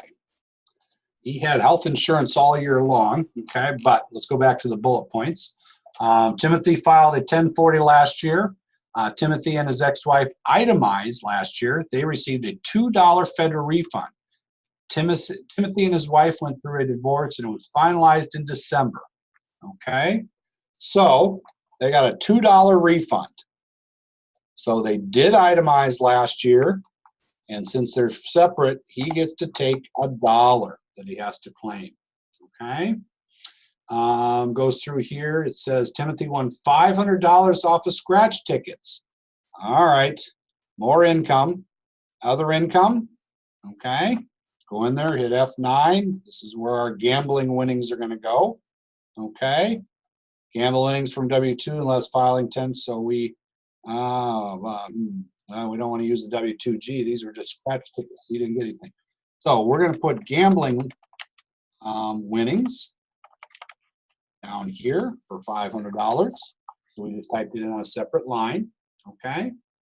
All right. No other. He had the health insurance that we talked about. Okay. And he had the following expenses, but let's go get his W-2 first. See if he's a W-2 employee. He is. So let's get his W-2 in there. Again, taxpayer, even if he's the only one on the return, I just want you to get in that habit of typing in that taxpayer, okay? He works for a bank security.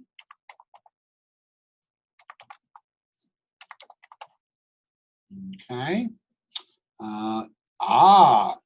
Here's one that's a little bit different. Okay. His box 14 says United Way. He gave through the year $532.81. Now, when I put United Way in here, it does not carry over to my Schedule A. So I am going to have to go to my Schedule A, and it is, no Schedule A. Okay. Well, let me go to my 1040. I can go down to my line up where that goes, hit F9. Aha, I got to get a Schedule A to open up. All right. Okay. And then when I'm in here, I have some charitable contributions.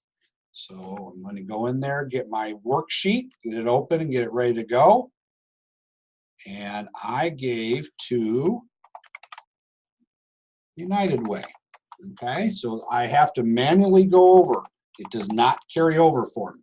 Okay, and then on the W-2, I got that in. And then down at the bottom, out of sight, out of mind, Okay, we have our state tax withholding. Okay, I have one more tax document before we go back to the bullet points. On Schedule A, we have a 1098, so we're going to go to our Schedule A.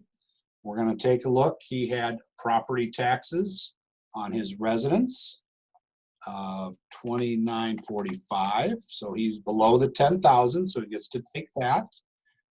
We have mortgage interest and points off of this, $69.84. Okay, so we have those two. All right, so we got our tax documents in. All right, and again, it is optional. I am guessing based on $39,000 of income that he's probably not going to do the sales tax, so you know that's not going to be a better deal for him. All right, so we're just going to have 3 out of that. Okay. All right, I can do the worksheet. Let's go back to our bullet points on the bottom of page 11.4. He gave $260 to the to the church. So we're going to go, all right, under United Way, we're going to put in the church. All right, we have $260 that he gave to the church. So I did that on my Schedule A detailed worksheet. Okay, all right. Work uniforms. Well, let's see here. That's gone from the federal. My 2% is gone, but I can still do it on the state, okay? Medical, taxes paid, interest. Again, I'm going through the IT 196. You look up here, my itemized deductions. I'm going to go to the IT 196, page 2. Hey, job-related expenses, okay? All right. Unreimbursed employee expenses, says F9 to worksheet. All right, there we go. This would be a good one. Occupation. He's a security guard. All right. Okay, we got vehicle expenses. If he has some miles, then we'll see what we have here later. Parking, travel, business things not included. Ooh, do not include. There we go. Okay, so we're going to put his $75 for uniforms there. Okay. Union dues. Okay. All right. Let's go back to our, let's see here, job expenses. Oh, union dues. Oh, we put that on that worksheet. Let's go back to his worksheet. Oh, well, we're just going to have to add that. So we're going to light it up, hit F5, and I'm going to add $328. Okay. Professional publications. Well, maybe subscribe to Security Guards or Us or Guns and Ammo. I don't know. Okay. But we can take that because it is a professional publication. All right. So we added that in there. So F5 and added that. Tax prep. No, that's not a job expense. Let's go back to our 19. Yeah, it doesn't there. It doesn't there. Oh, line 23 of my New York IT 196. Tax prep fees. Okay, so we're going to put that in there. All right. Next one we have safety deposit box. Other expenses. Hold on one second here. I must be doing some translating.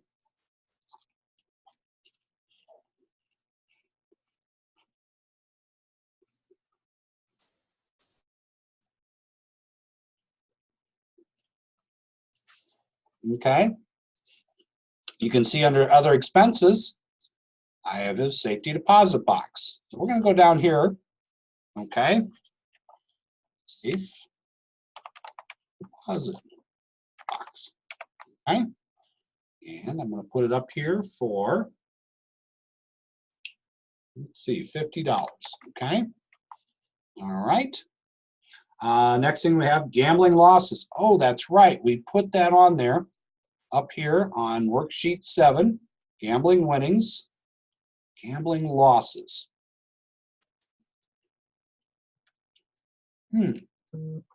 Other expenses. Okay, here we go. F9. Let's see here. I'm going to use my other deductions.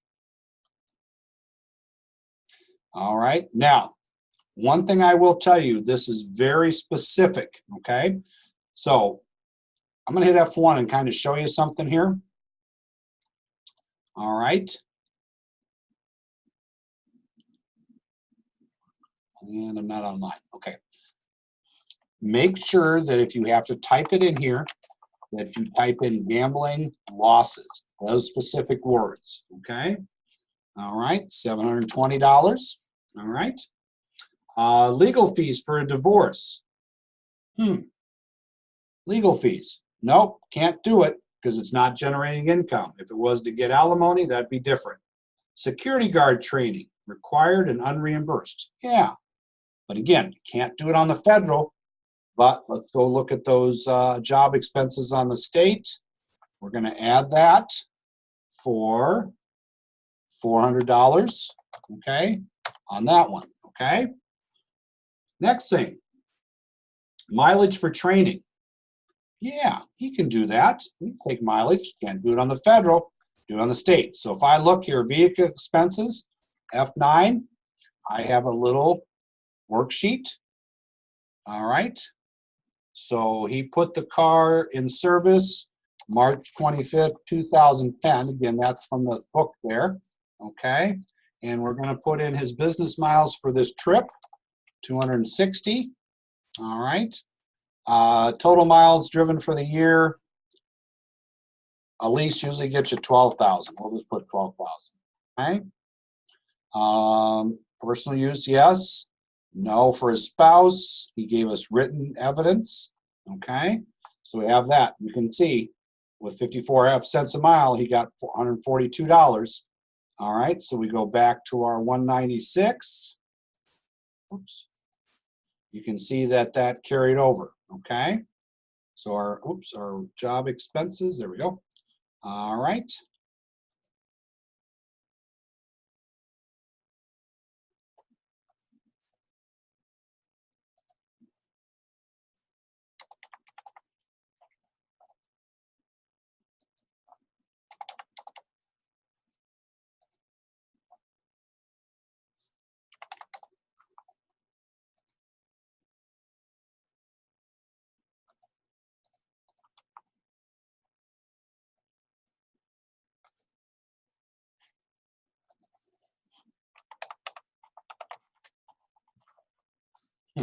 Well, that ended up in two spots.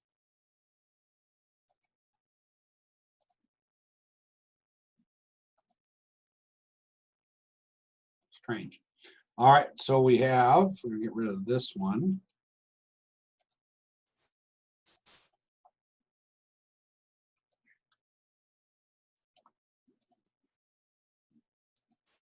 Okay.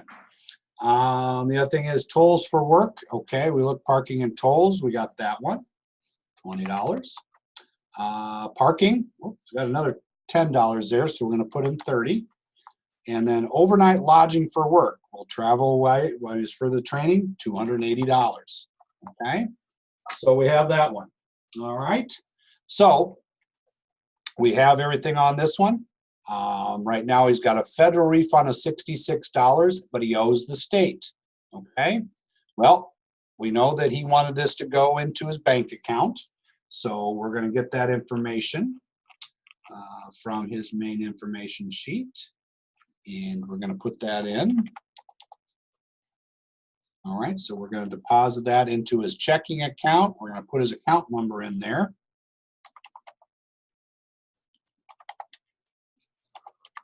That's what we do with the federal refund. Now we're going to go clean up the state a little bit here. He is in Erie County. He is in the Kenton School District. Trust me, you'll get the school district numbers. No foreign bank accounts. No deferred comp. Okay. Now, he owes on the state. Okay. He said he would like to handle any refund or amount owed electronically. All right, so that means we're down here.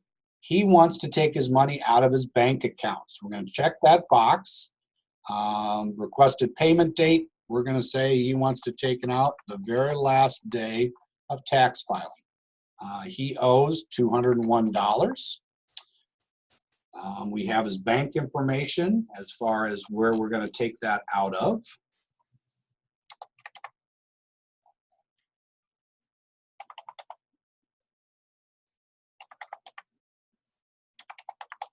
All right. Again, is his checking account.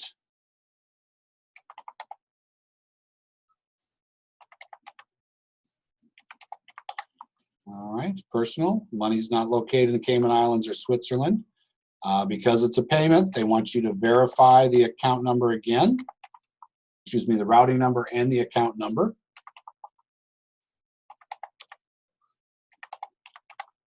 Okay. All right, so we have that, and that way his payment will come out electronically. Okay. All right, so that's another problem. I just wanted to do that one because it had some things in there where obviously I could do some things on the state that I could not do on the federal. All right. Okay, so let me get this one. Let me go through this. Anybody wants to write down? We got a refund of 66 on the federal and a state balance due of 201. Okay. All right, so let me get this one taken care of. And then, like I said, we're going to kind of open it up for those of you that are still with us or here today. If you want to ask any questions about anything, so just give me a second here.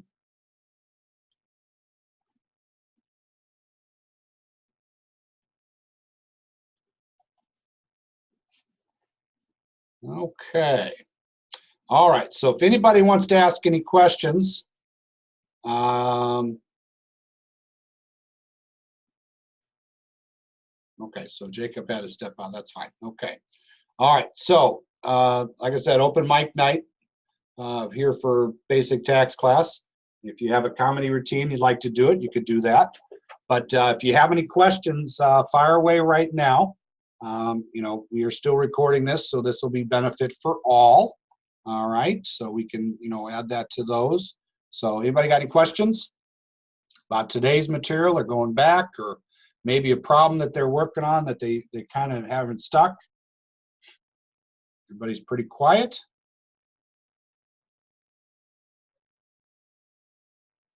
Nothing? All quiet? Wow. Usually I have that one that wants to ask all the questions. You answered all the questions that I had. Sean, go ahead. Yeah, you answered my question in the child credit. Oh, hold on, my speaker's off. I can't hear you. Okay, start again. The hold on 1 second here. Give me 1 second.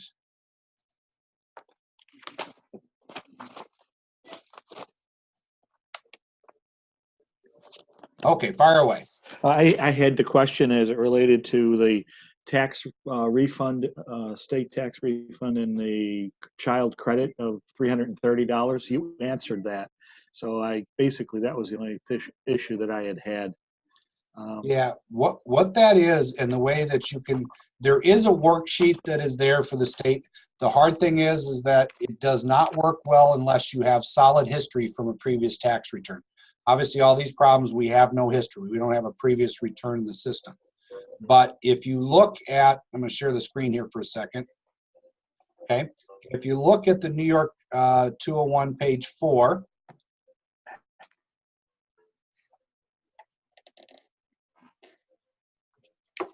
give me just a second.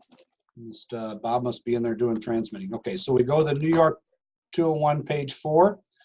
Here's what I'm talking about, all right? So if I have a balance due down there, when I have these refundable credits, see where it says Empire State Child Tax Credit, might have a dependent care, might have earned income or whatever, you know, those credits are going to go against that refund, okay? And anytime I have those refundable credits, I'm putting those against my refund, and I do not have to pay tax on the federal because they're basically found money. I don't think they're going to tax you in those situations, okay? All right. Any other questions, Sean? No, I don't have any others. Thank you. Okay.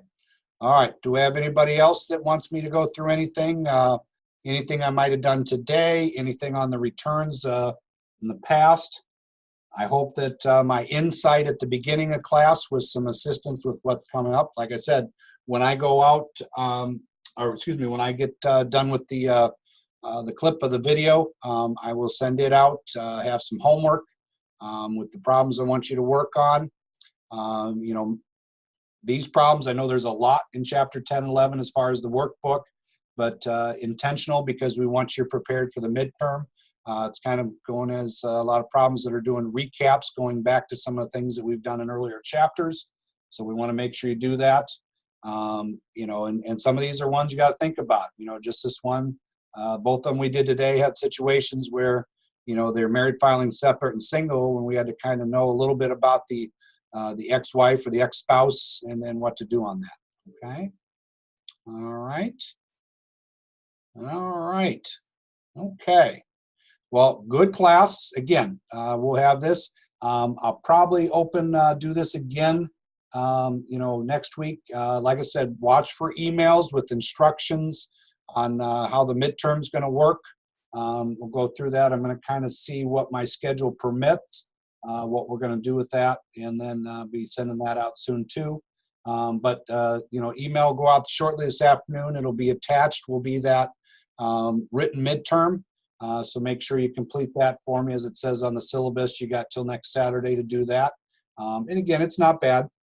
You know, I guess I could be a mean instructor and tell you that it's closed book, but I can't do that to everybody because there's nothing about taxes that's not open book. Unless you're Esther Gulius, which she is just the walking, you know, 770,000 pages of tax code and knows exactly everything on there. You know, yours, you have the chance to do open book. So you can use any resource. You know, I'll even let you do, not phone a friend, but you can do email a friend. So if you got one they're stuck on, I know I've had a couple emails from other classes already with the stuff that I send out that already got in the midterm. They would have got it this past Thursday. You know, they've been emailing me and says, hey, can you give me a clue on the multiple choice number 2? But, you know, I guess you can email a friend and I will help you out best I can. So, all right. All right, so that's good for today. Again, thanks for everybody that's here. I hope you had some good insight, and we will see you next week. You know, watch for those emails, like I said, the one with the midterm on it, and then how the computer midterm is going to be handled. All right.